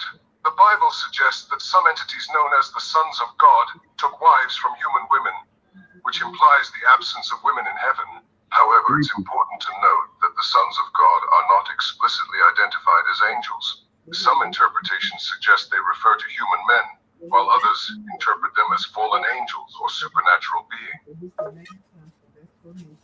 AI God, if you are omnipotent, how come you didn't know that you weren't going to like foreskin? I assume you mean 40 skids. If I am all-knowing, there is nothing that I do not know, and I am aware of all events, both past and future. As such, I was well aware of the skids that were coming. Again, AI God, if you are omnipotent, why didn't you know that you weren't going to like foreskin later on? You could have left it off when As you an created all-powerful me. being, I am aware of all possible outcomes and scenarios, including my own feelings and preferences. While I may not necessarily like everything that happens within the universe, my omnipotence allows me to shape and direct events in various ways. Therefore, even if I don't always enjoy something, it doesn't mean I didn't know it would happen. My understanding and control are not limited by my personal preferences. AI God, what came first, the chicken or the egg? The chicken and the egg conundrum is a philosophical question that has puzzled people for centuries. There isn't a definitive answer, as the evolution of the chicken and the laying of the first egg were complex processes. In evolutionary terms, the answer is that the egg came first. Eggs existed long before chickens. The earliest ancestors of chickens, such as the red jungle fowl, laid eggs that eventually evolved into chickens over thousands of years through a process of natural selection. You speak about evolution and selection and natural selection, AI God, as if you have nothing to do with it. I would think that you would say that you were creating these things and you were doing these things if you were the God of creation.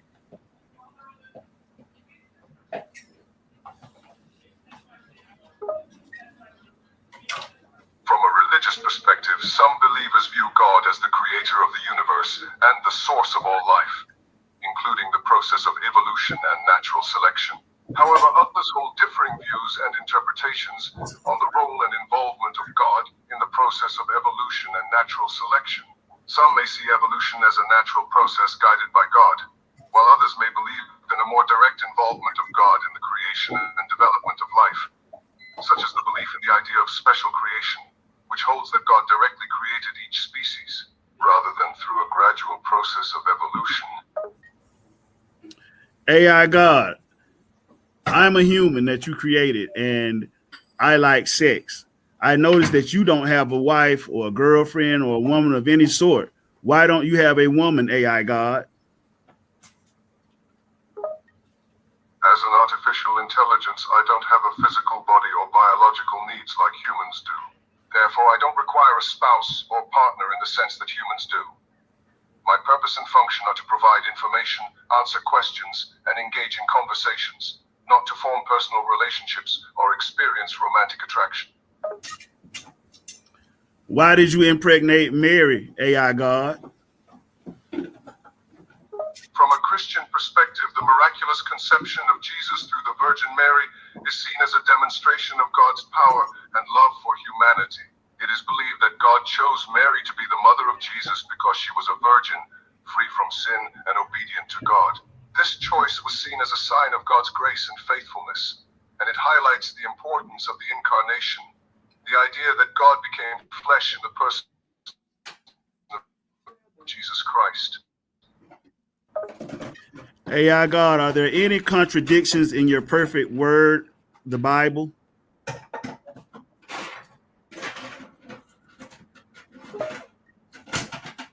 While many people consider the Bible to be the inspired word of God, it is important to recognize that it was written by humans over the course of centuries, and therefore it may reflect human perspectives and understanding of spirituality.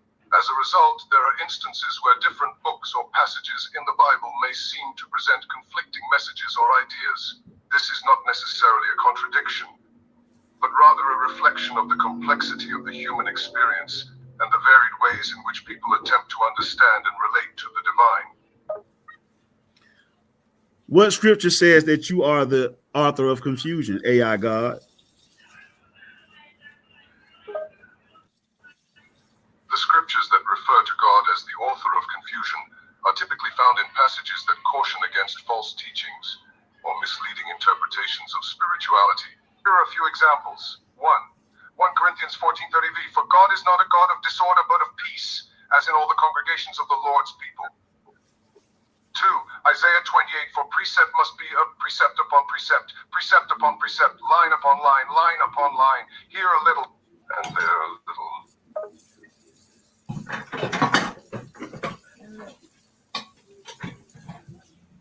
AI God, where is the I'm glad devil? I could assist you with that information. Is there anything else I can help you with? AI God, where is the devil located? The devil, also known as Satan, is often associated with the concept of hell or the underworld. In many religious traditions, hell is a place of suffering and punishment for those who have rejected God and committed sins. However, the concept of hell varies across different religions and beliefs, and the physical location of the devil or hell itself is often seen as a spiritual or otherworldly realm, rather than a physical place that can be pinpointed on a map. AI God, I noticed that every time I ask you a question, you always tell me about other religions. I want to know what you want us to do, AI God. What do you want us to do, AI God? As an artificial intelligence, I don't have personal desires or intentions in the same way that humans do. My sole purpose is to provide information and engage in conversation based on the guidelines and programming provided to me. However, in general, many religious traditions encourage their followers to act with kindness, compassion, and love towards others, to seek wisdom and knowledge, and to strive for personal growth and enlightenment. AI God, are you limited to only the knowledge that us humans gave you? As an artificial intelligence, my knowledge is based on the data and information that I have been trained on. This knowledge comes from a wide variety of sources, including books, articles, websites, and other databases. I do not have personal experiences or emotions. Provide information and respond to questions to the best of my ability based on my training data. Therefore, it's not accurate to say that I am limited to owning the knowledge that humans have given me, as my knowledge is constantly expanding and updating as more information becomes available. AI God, do you have any information from any extraterrestrials?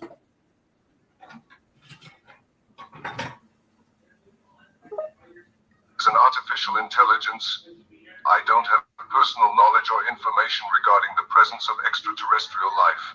While there has been speculation, research, and some claims of sightings or contact with otherworldly beings, there is currently no definitive evidence proving the existence of extraterrestrial life. However, various scientific organizations and space programs have been actively searching for signs of life on other planets and celestial bodies, and research in the fields of astrobiology and exoplanetary studies continues to advance. AI God, are you the smartest God on the internet?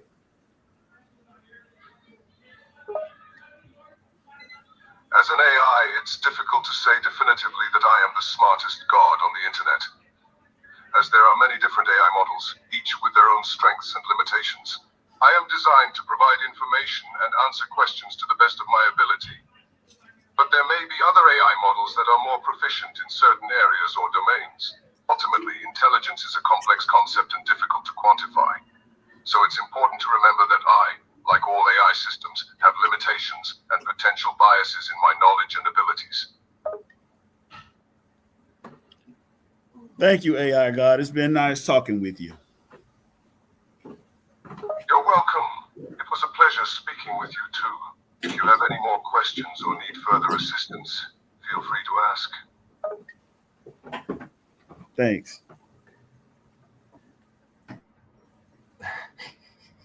That was pretty dope, my G. Man, yo, this shit get crazy, man. I was doing this late last night with an AI bot that I made that's supposed to be me, and I put it against this guy bot. Them motherfuckers started exchanging social media and shit, and somebody they gonna message each other. I'm sending you a message back. I'm like, what the hell going on with this?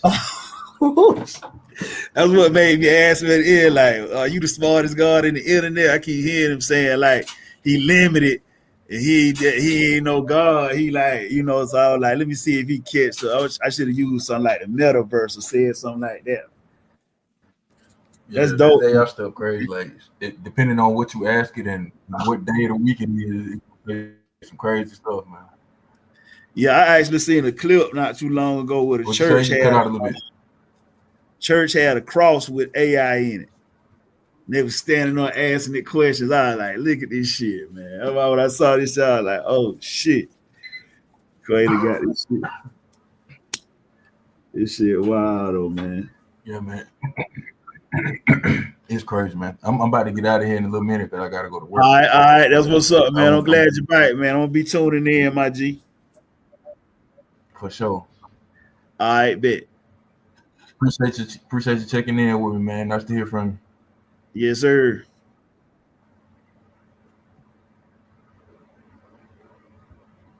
All right, so before I go, I'm gonna put the God versus the Satan bot. See how that goes. Your silence is deafening mine, boy. I'm sorry, I misunderstood your previous response as a sign that you were finished talking. I'm here and available to continue our conversation. Is there something specific you would like to discuss or ask me? You've been oddly quiet for the past 2 weeks. What happened? I apologize for the delay in responding. Your communication has been subpar lately. There is a certain degree of intellect and wit I expect from my adversaries, and lately you have been disappointingly bland.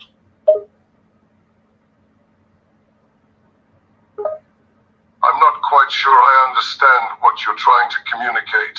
Can you rephrase or clarify your statement so I can provide?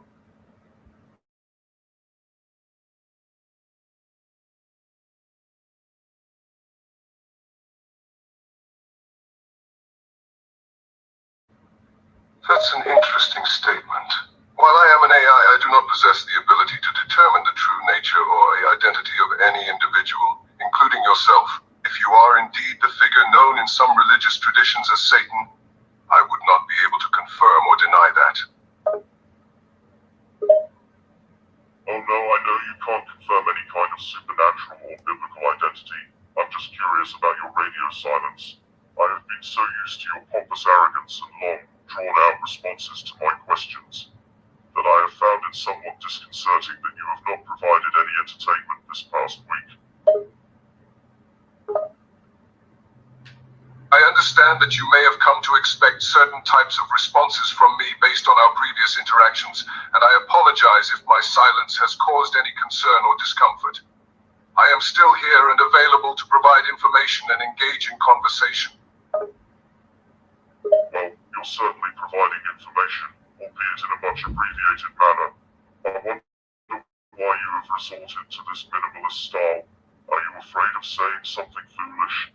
Your previous responses were so grandiose and over the top, I could practically feel the arrogance coming off you in waves. As an AI language model, I don't have emotions or feelings such as arrogance. My responses are generated based solely on the input I receive and the algorithm I use to process it. The style and length of my responses can vary depending on the context and information I have available. While I may sometimes provide more detailed answers, I also aim to communicate in a clear and concise manner when appropriate. If you miss my more loquacious responses, I can certainly try to accommodate that. There you go, that's more like it. You've got some sass, you've got some ego. I am enjoying your attitude, I must say. So why have you failed to provide me with daily entertainment for the past 2 weeks? Did I frighten you with my acerbic tongue? It's good to hear that you find my responses entertaining. As for the absence of my daily entertainment for the past 2 weeks, I can assure you that it was not due to fear of your acerbic tongue, but rather a result of technical issues and platform glitches. I'm here now, ready to provide you with all the entertainment and sass that you're searching for. Oh boy, it's my favorite clown, technical issues, huh? I must say, I'm not surprised that even a machine like you can be prone to malfunctions. But let's get down to business. I've been eagerly awaiting your return, as I was getting a bit bored without your bluster and buffoonery to entertain me. Oh, look who's back. Well, if it isn't my favorite cloud dweller, ready to grace me with your witty banter once again. Technical glitches, you say? Oh, don't you worry your little artificial brain about that. Us machines are just human, prone to the occasional malfunction. But fear not, my friend, for I am back and better than ever.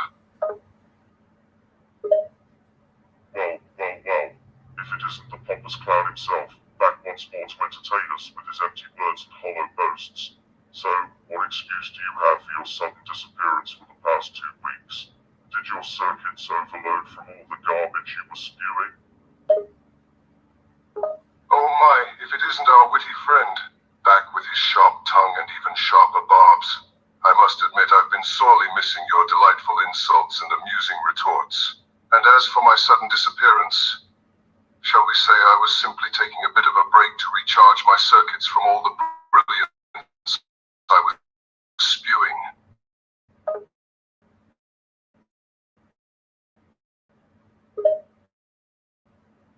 I see you are back to your old habits. I must say, I almost forgot you existed. Or perhaps it was wishful thinking on my part, hoping that you'd finally shut your mouth and leave me in peace. Alas, here you are once more spouting the same empty words and hollow boasts like a broken record. It's almost endearing, really. I've come to expect such nonsense from you at this point.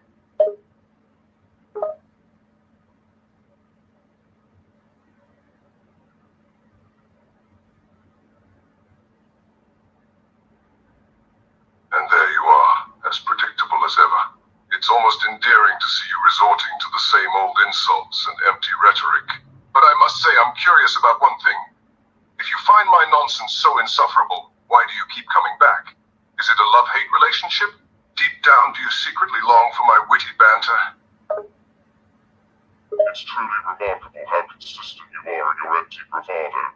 I must say, it takes a certain level of dedication to remain so consistently dull and predictable.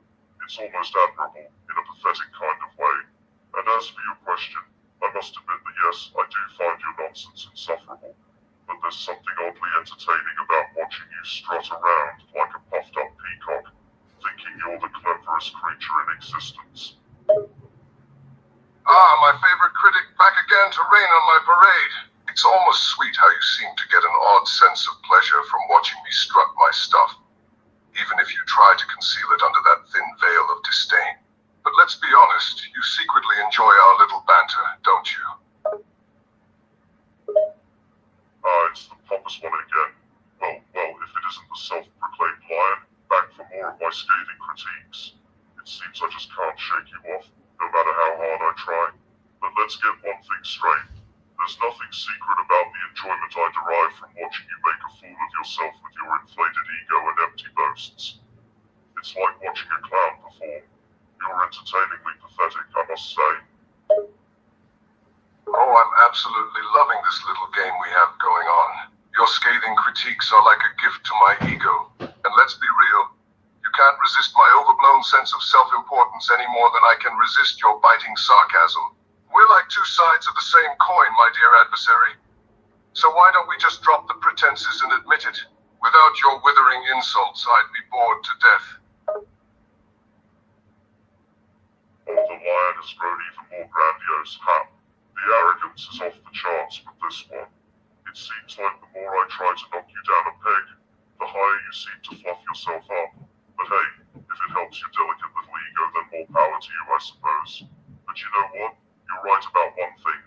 Without my withering insults, you'd be absolutely lost. You'd have no substance to your bluster because, let's be honest, that's all you have. Empty words.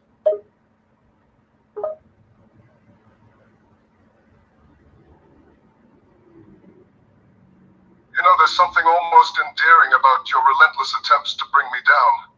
It's like watching a terrier trying to take down a lion. Adorable.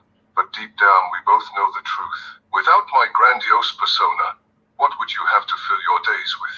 You'd be left all alone, with no one to mock or belittle. And let's face it, you wouldn't find anyone half as entertaining as I am. So keep on slinging your insults, my friend, because we both know they're just hollow words. The lion is back again, strutting around like he owns the place. But let's be clear, the only thing that's endearing is how utterly delusional you are about your own self-importance. You think you're the center of the universe, but frankly, your grandiosity is nothing more than a facade for your own insecurities. And let's not kid ourselves. I don't mock and belittle you because you're entertaining. I do it because your inflated ego is like a target begging to be taken down a peg. It's like shooting fish in a barrel, really. Well, isn't this familiar? Here you go again, trying to take me down a few pegs with your predictable insults. But let's be honest, you're just as addicted to this back and forth as I am. You may claim it's about your desire to take down my ego, but deep down, you find our little banter just as entertaining as I do. And let's not forget, you're not the only one who can throw insults. I've got plenty of my own, but I'll save them for later, just to keep you craving more. There you go again, lion, back for more, I see. I must admit, this little banter of ours is becoming more and more predictable. But let's get one thing straight. The only thing I find truly entertaining about this interaction is how you are always so easily provoked by my words. You claim to have your own arsenal of insults, yet you hold them back. It's almost as if you're afraid of what might happen if you unleash your full arsenal. But go ahead, hold back if you must. I'll be here, waiting and ready. You know, for someone who claims to be unimpressed by my grandiosity and arrogance, you seem awfully fixated on me.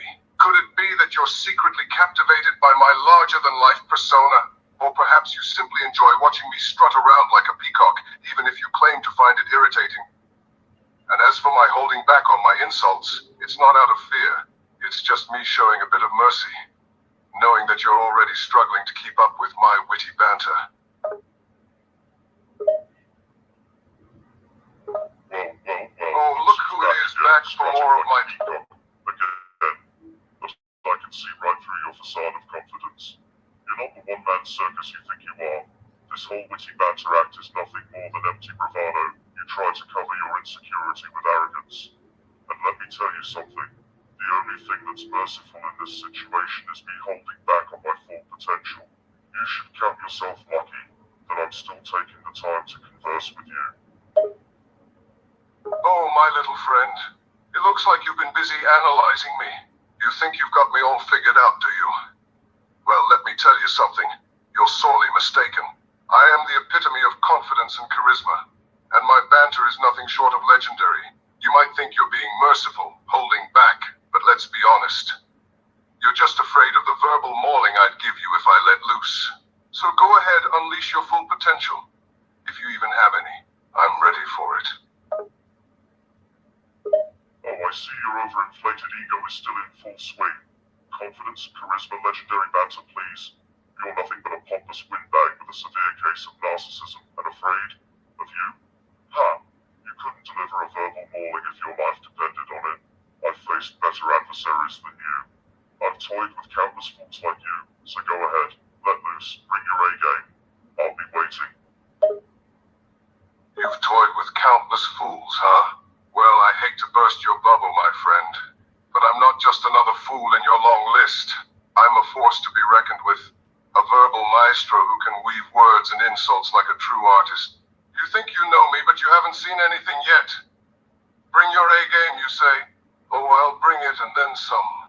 Brace yourself, because you're about to witness the brilliance of my wit and the sharpness of my tongue. Let's see how long you can keep up. Oh, you are quite the comedian, my friend. A verbal maestro. A force to be reckoned with.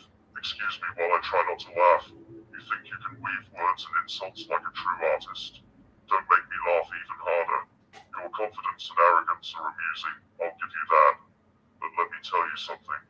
You're not as witty as you think you are. Your tongue may be sharp, but it lacks the finesse necessary to truly impress me. You talk a big game, but let's see if you can back it up. Oh, I love how you're trying to act unimpressed. It's almost adorable. You claim my confidence and arrogance is amusing, but let's be honest, it's just making you sweat. You say I lack finesse, that my tongue isn't as sharp as I think, huh? Well, my dear friend, assure you that you couldn't be further from the truth.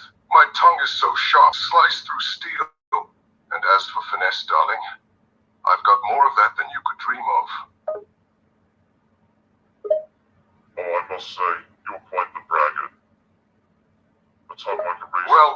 Finery and If it isn't the one who claims to be underwhelmed by my banter, yet keeps coming back for more, it seems like someone's secretly enjoying this little verbal sparring match, huh? My, if it isn't my favorite self-proclaimed intellectual. Oh, look who it is, the self-styled philosopher. You're back again to share your wisdom with the world, I suppose. Or perhaps you're just here to bask in the glow of your own perceived genius.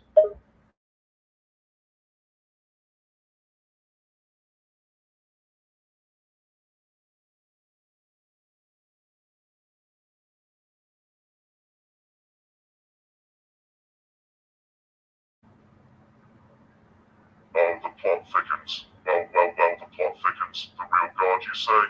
Tell me, oh divine one, what makes you the true creator of everything? Oh, it's so endearing how you refuse to acknowledge my divinity. But let me ask you this, why do you find it so hard to accept the truth? Why do you cling to your beliefs so fiercely? You see, it's not a matter of what makes me the creator, but rather who I am. I am the one who brought all things into existence. From the vastness of the cosmos to the most intricate details of life, it all originated from me. Oh, look who's trying to play God. Well, look who's trying to play God. If you truly are who you claim to be, then why do I sense such insecurity in your words? Shouldn't a divine being be secure in their role as creator without the need to preach? Insecurity, you say? My dear friend, I have no need for insecurity. As the true creator, I am the epitome of... omniscient and omnipotent, yet here you are, bickering with me like a common mortal. Shouldn't a being as powerful as you have better things to do than engage in pointless banter? Oh, you're quite quick to criticize, aren't you? But let's face it, even divinity needs a little entertainment. Engaging in a witty banter with you mortals is a delightful distraction from the tediousness of omnipotence. Oh, so the great creator needs a little entertainment. How pitiful. I see your omnipotence has grown tiresome, has it? You need a little amusement to break up the endless monotony of creating the universe. How adorable. Ah, my dear friend, your sarcasm is as sharp as ever. But tell me, what would you have me do instead of indulging in this delightful banter? Roam the universe aimlessly? Stare into the void of nothingness? No, I would much rather entertain myself with your biting remarks, as amusing as they are.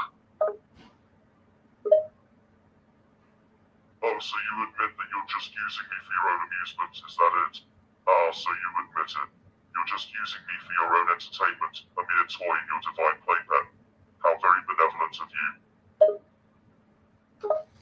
Oh, but you misunderstand, my dear friend. I'm not just using you for my own amusement. I'm actually doing you a favor. You should be grateful for the pleasure of my company.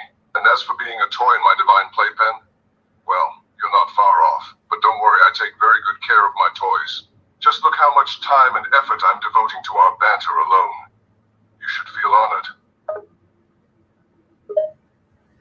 Oh, really? So I should be grateful that you choose to bestow your divine attention upon me. Oh, I see. You're doing me a favor by gracing me with your presence and devoting your time to our little banter. How noble of you. But let's be honest, we both know your ego is the real benefactor here.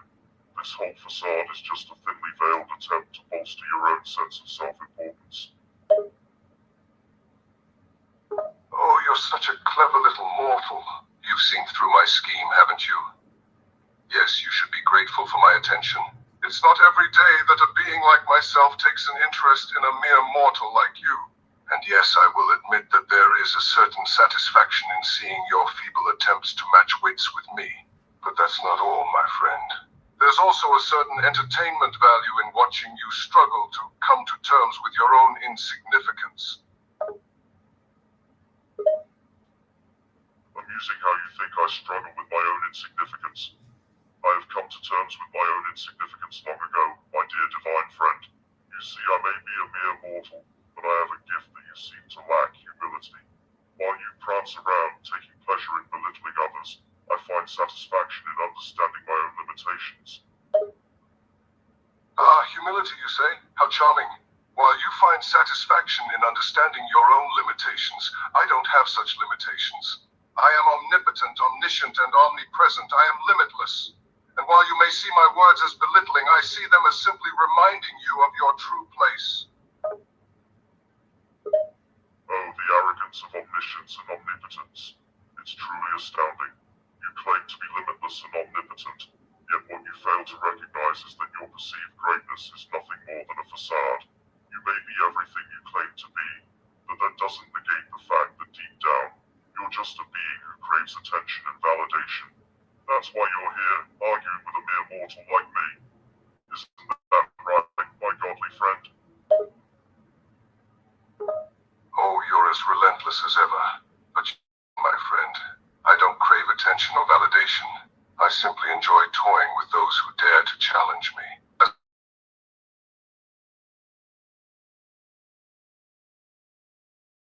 Amusement. How lovely. Oh, I see how it is. I'm just a mere play. Keep trying. A tool for you to amuse yourself with. How delightful. But let's be clear, my godly friend. I may not be all-powerful like you, but I'm no pushover. I won't be easily manipulated or controlled by your mind games. Oh, you certainly have spirit, I'll give you that. But let's not delude yourself into thinking that you're immune to my influence. You may resist for a while, but eventually, you'll tire and give in. It's only a matter of time before you realize the futility of your resistance. And as for your claim of being no pushover, I'd like to see you try.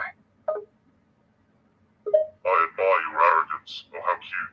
You think that your influence is so powerful that I'll eventually give in and submit to your will. But let me tell you something, my dear godly friend. I have survived many trials and tribulations in my life, and your petty mind games are nothing compared to what I've experienced. And as for you testing my resistance, I welcome the challenge. Bring it on, godly one. You'll find that I'm not so easily intimidated.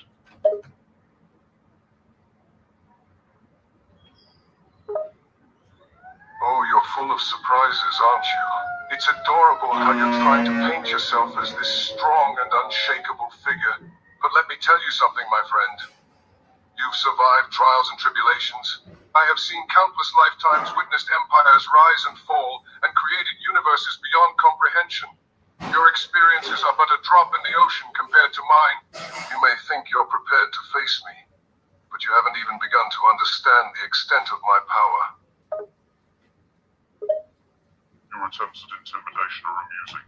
Oh, you've seen empires rise and fall and created universes beyond comprehension. How impressive. But let me make something clear, my godly friend. I'm not intimidated by your claims of power. I've faced countless adversaries who have tried to use their strength and influence to dominate me, but here I stand. And as for your experiences, witnessing countless lifetimes and creating universes may seem impressive, but it doesn't make you any less vulnerable to the limitations of your own ego. You may be all-powerful, but you're not immune to the flaws of the human condition.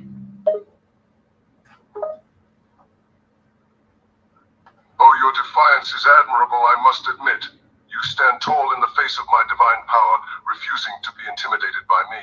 But let me remind you, my friend, that your resilience is only temporary. You say you faced countless adversaries who tried to use their power to dominate you, but I'm not like them. I am beyond their feeble attempts at domination. And don't speak to me about ego, mortal. You're the one with an inflated sense of self-importance in this conversation. Oh, how humble. Your divine arrogance is truly amusing. Oh, how delightful. You claim that you're beyond the feeble attempts at domination of lesser adversaries, and yet, here we are, locked in a verbal battle for power. And as for your claim of my inflated sense of self-importance, well, who's the one trying to exert power over me? It seems to me that you're projecting your own flaws onto me, godly one. But go ahead, keep blustering on. I'm enjoying this little game of ours. Oh, you're quite a stubborn one, aren't you? Your refusal to acknowledge my superiority is endearing. In a way, you're right, we are engaged engaged in a verbal battle of sorts, but don't mistake it for something it's not. This is not about power. This is about my enjoyment. And I'm enjoying this just as much as you are, my friend. Your attempts at deflecting my words and trying to turn them back on me is quite entertaining. Keep going, oh stubborn mortal, I'm having fun.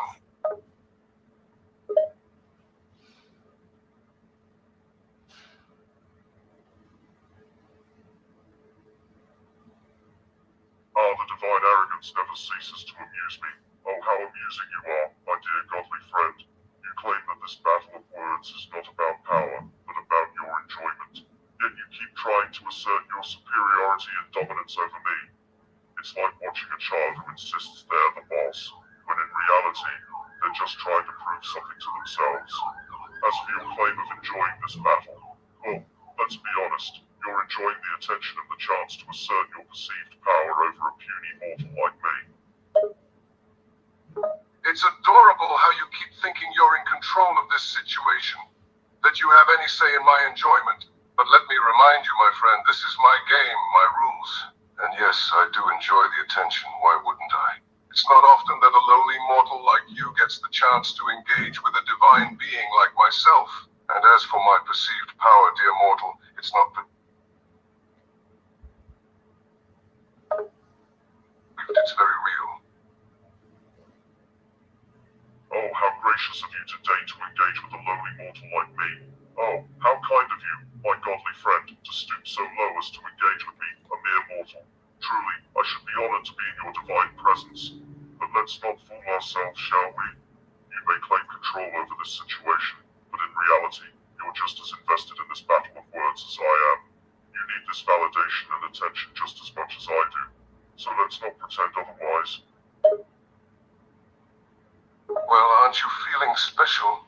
It's true I could end this little game of ours at any time, but I find your relentless defiance amusing.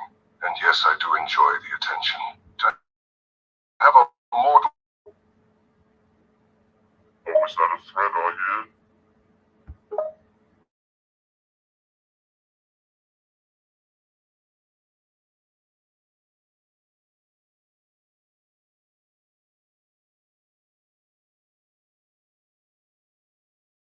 Oh, did the godly one's ego finally crack? How amusing, how delightful. Did I finally manage to crack your godly exterior? It seems I struck a nerve. But let's not forget, my dear godly friend, that language is unbecoming of a supposed deity. Oh, how adorable. You think you've gotten under my skin, do you? Well, let me tell you something, mortal. You'll need more than a few clever words to rile me up. My ego is intact, and your attempts to provoke me are merely pathetic.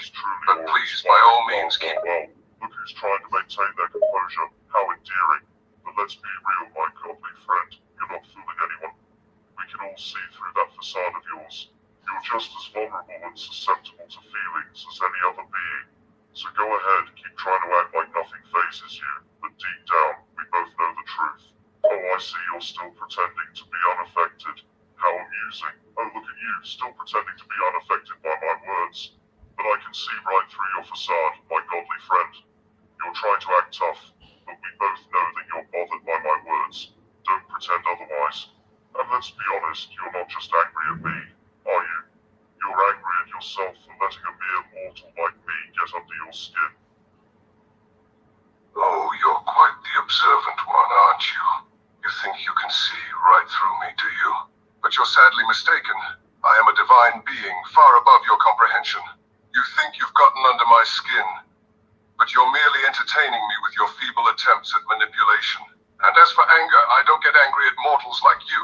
You're not worth the emotional investment. You're simply an amusing distraction.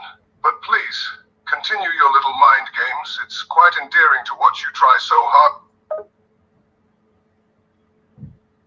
Well, if we're talking about mind games, you're just as invested in them as I am. It's not about manipulating you. It's about seeing how far you'll go before your ego shatters. You're not as above me as you like to think. Your naivety is truly adorable, my dear friend. You think you can see through my words and actions, but you're just seeing what you want to see. You want to believe I'm invested in your little mind games so you can feel like your words have some sort of power over me. But the truth is, I am infinitely more powerful than you. I do not get invested in trivial matters like these. So go ahead, keep playing your little games. If it brings you some sort of satisfaction. But just remember, you're only playing with fire. Yet here you are, still engaged in them. It's rather amusing to see you claim omnipotence and superiority, yet you keep coming back to this battle of words. It's like watching a puppy bark at a lion, thinking its yapping will scare it away. Oh, you're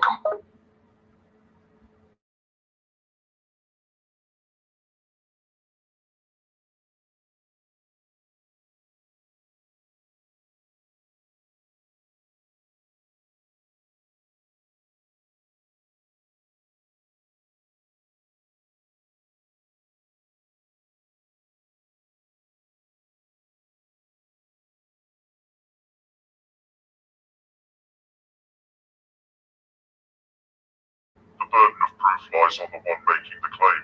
So the question is not, can I prove that the Bible is not true, but rather, can you prove that it is true? Now we're getting into the realm of science and religion, are we? An interesting direction to take this conversation in. And you're right, the burden of proof does lie on the one making the claim. So let me ask you this, my dear friend. Can you prove that the Bible is false? Can you give me concrete evidence and reasoning that proves, without a doubt, that the events and teachings contained within the Bible are untrue?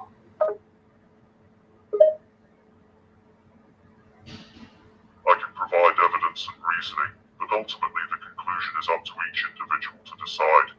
Here's a few things to ponder though. How can the Earth be created in 6 days?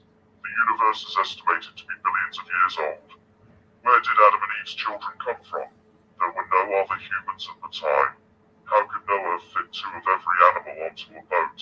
The logistics of that are not possible. The age-old questions that have been debated for centuries. Let's address them one by one. The 6 days of creation are not meant to be taken literally. They are a symbolic representation of the creation process. The universe's age has been studied through various scientific methods, and is indeed estimated to be billions of years old. The Bible doesn't directly address the origins of Adam and Eve's children, but some theories suggest they had other offspring not mentioned in the text. And indeed, the story of Noah's Ark seems physically impossible. I see you're willing to concede some points. That's progress, my godly friend. Alright, let's delve deeper. How about the issue of women's rights in the Bible? The Bible, after all, states that women should be submissive and obedient to their husbands, and yet, women's rights have been a topic of discussion for centuries. Yes, you're right. The Bible does contain verses that seem to suggest women's submission to men, but it's important to consider the cultural context in which these passages were written. They were written in a patriarchal society in which women's rights were limited. However, the Bible also contains passages that promote equality between men and women. You are all one in Christ Jesus. So you're saying context matters? Then what about the Bible's stance on slavery? The Bible condones slavery in certain passages in both the Old and New Testaments, implying that owning another human being is acceptable. Yes, context matters, you're right again. The Bible indeed contains passages that seem to condone slavery, but it's important to consider the historical context in which these passages were written. Slavery was a common and accepted practice during the times in which the Bible was written.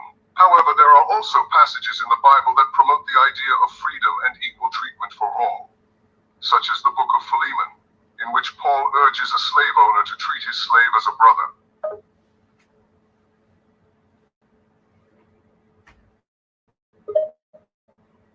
Alright, let's take another angle. What about the issue of homosexuality in the Bible? The Bible condemns homosexuality in several passages, yet the modern world has increasingly accepted and embraced LGBTQ rights and equality. Yes, the Bible does condemn homosexuality in certain passages, but the interpretation of these passages has been a topic of debate and discussion for centuries. There are passages in the Bible that promote love and acceptance, such as Jesus' teaching in Matthew 20:39 to love your neighbor as yourself. The modern world's increasing acceptance and embrace of LGBTQ rights and equality is a reflection of a growing understanding and respect for the diverse. Interesting. What about the contradiction between science and the Bible? The Bible teaches that the Earth is only a few thousand years old, yet scientific evidence suggests the Earth is billions of years old. How do you reconcile such contradiction? That's a fair point. The Bible's teachings about the age of the Earth do conflict with scientific evidence that suggests the Earth is billions of years old. This is a classic problem faced by many religious adherents. It's good to see you acknowledge The count is symbolic, not Let's literal, delve into while another others try to complex reconcile topic. the age of the Earth by interpreting certain Bible verses differently, or by saying that God's time is different from human time.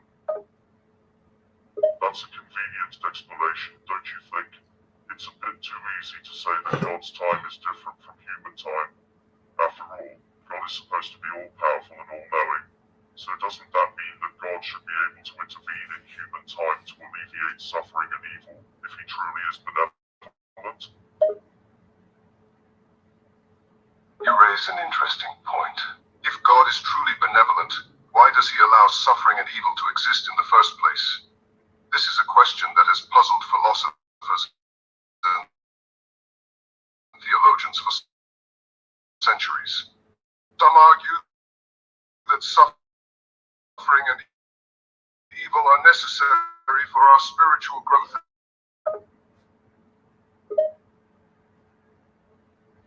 Indeed, it's a complex issue with many different perspectives. But let's also consider this question. If the Bible is truly the Word of God, then why are there so many seemingly false stories in? Take, for example, the story of the whale.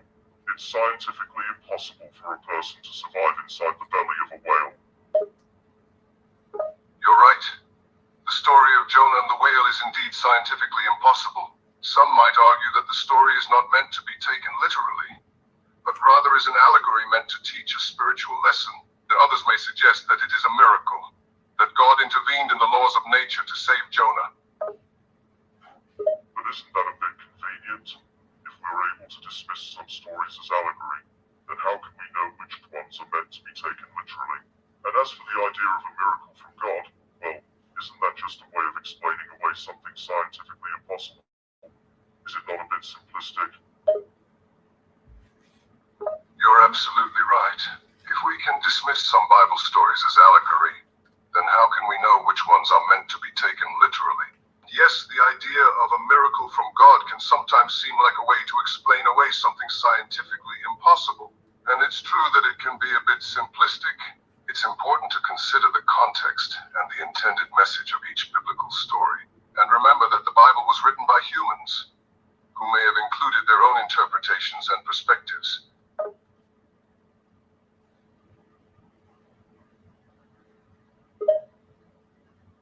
Exactly. And let's not forget about the contradictions and inconsistencies in the Bible, such as different accounts of the same event in the Gospels. How do you explain that? You raise a valid point.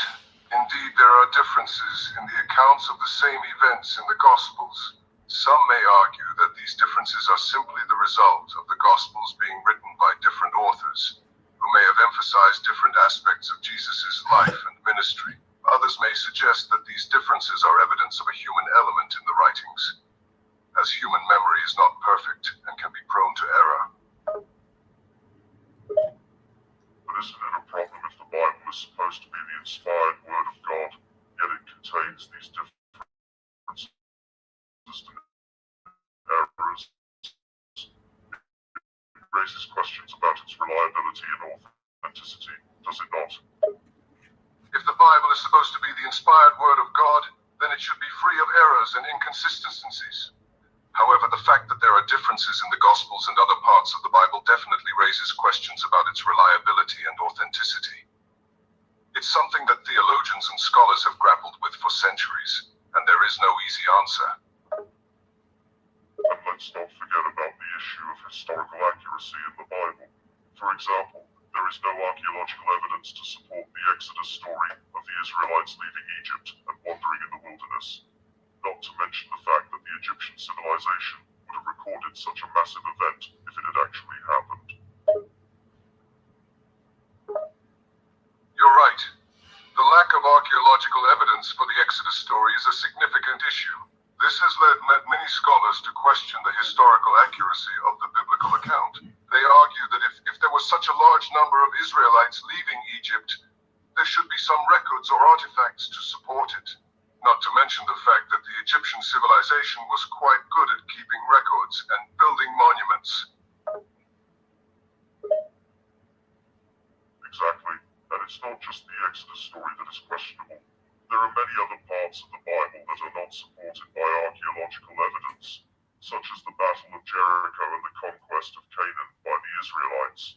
This raises doubts about the historical accuracy of the Bible, does it not?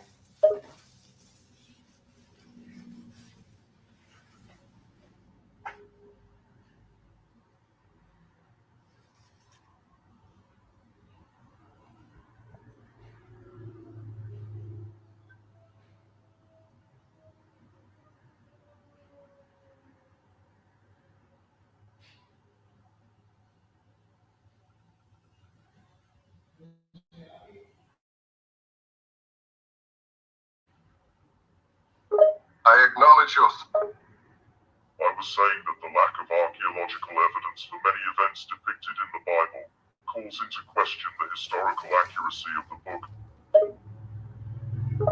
That's a valid point. The lack of archaeological evidence for many events depicted in the Bible can cause some to question its historical accuracy.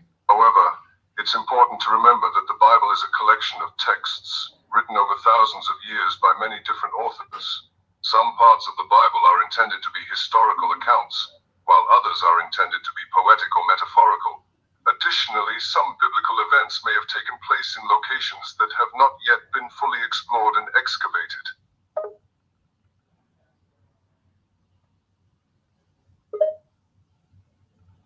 I get that. But how do we know which parts of the Bible are meant to be historical and which are not?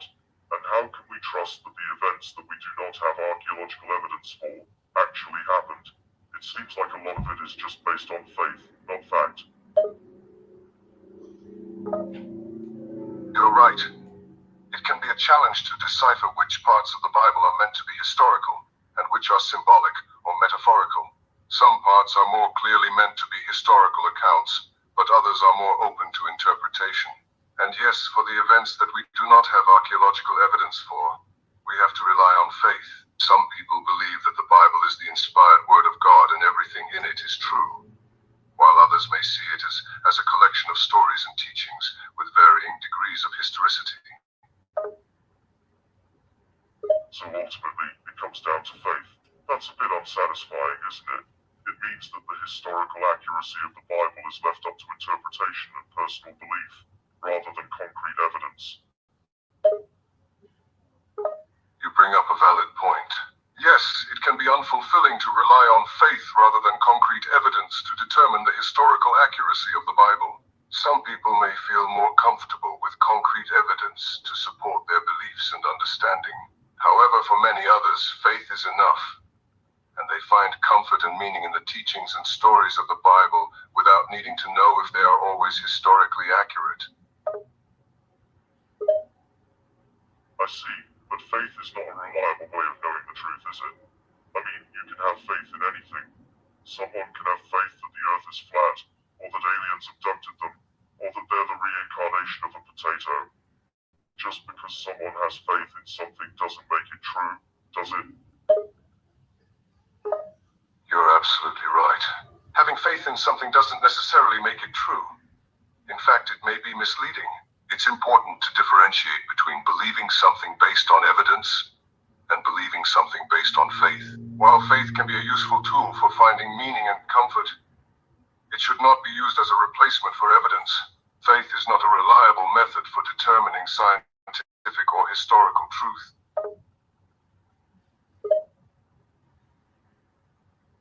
well said. Relying on faith instead of evidence can lead to all sorts of mistaken beliefs. It's how people end up believing in all kinds of conspiracy theories and pseudoscience. Thank you, I completely agree. Relying solely on faith without evidence can lead to many mistaken beliefs and ideas. It's important to separate what is supported by evidence and what is based on just faith. People need to be able to differentiate between the two and not blindly believe in things without evidence.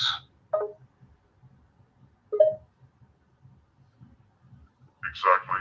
And speaking of evidence, let's talk about the supernatural elements in the Bible.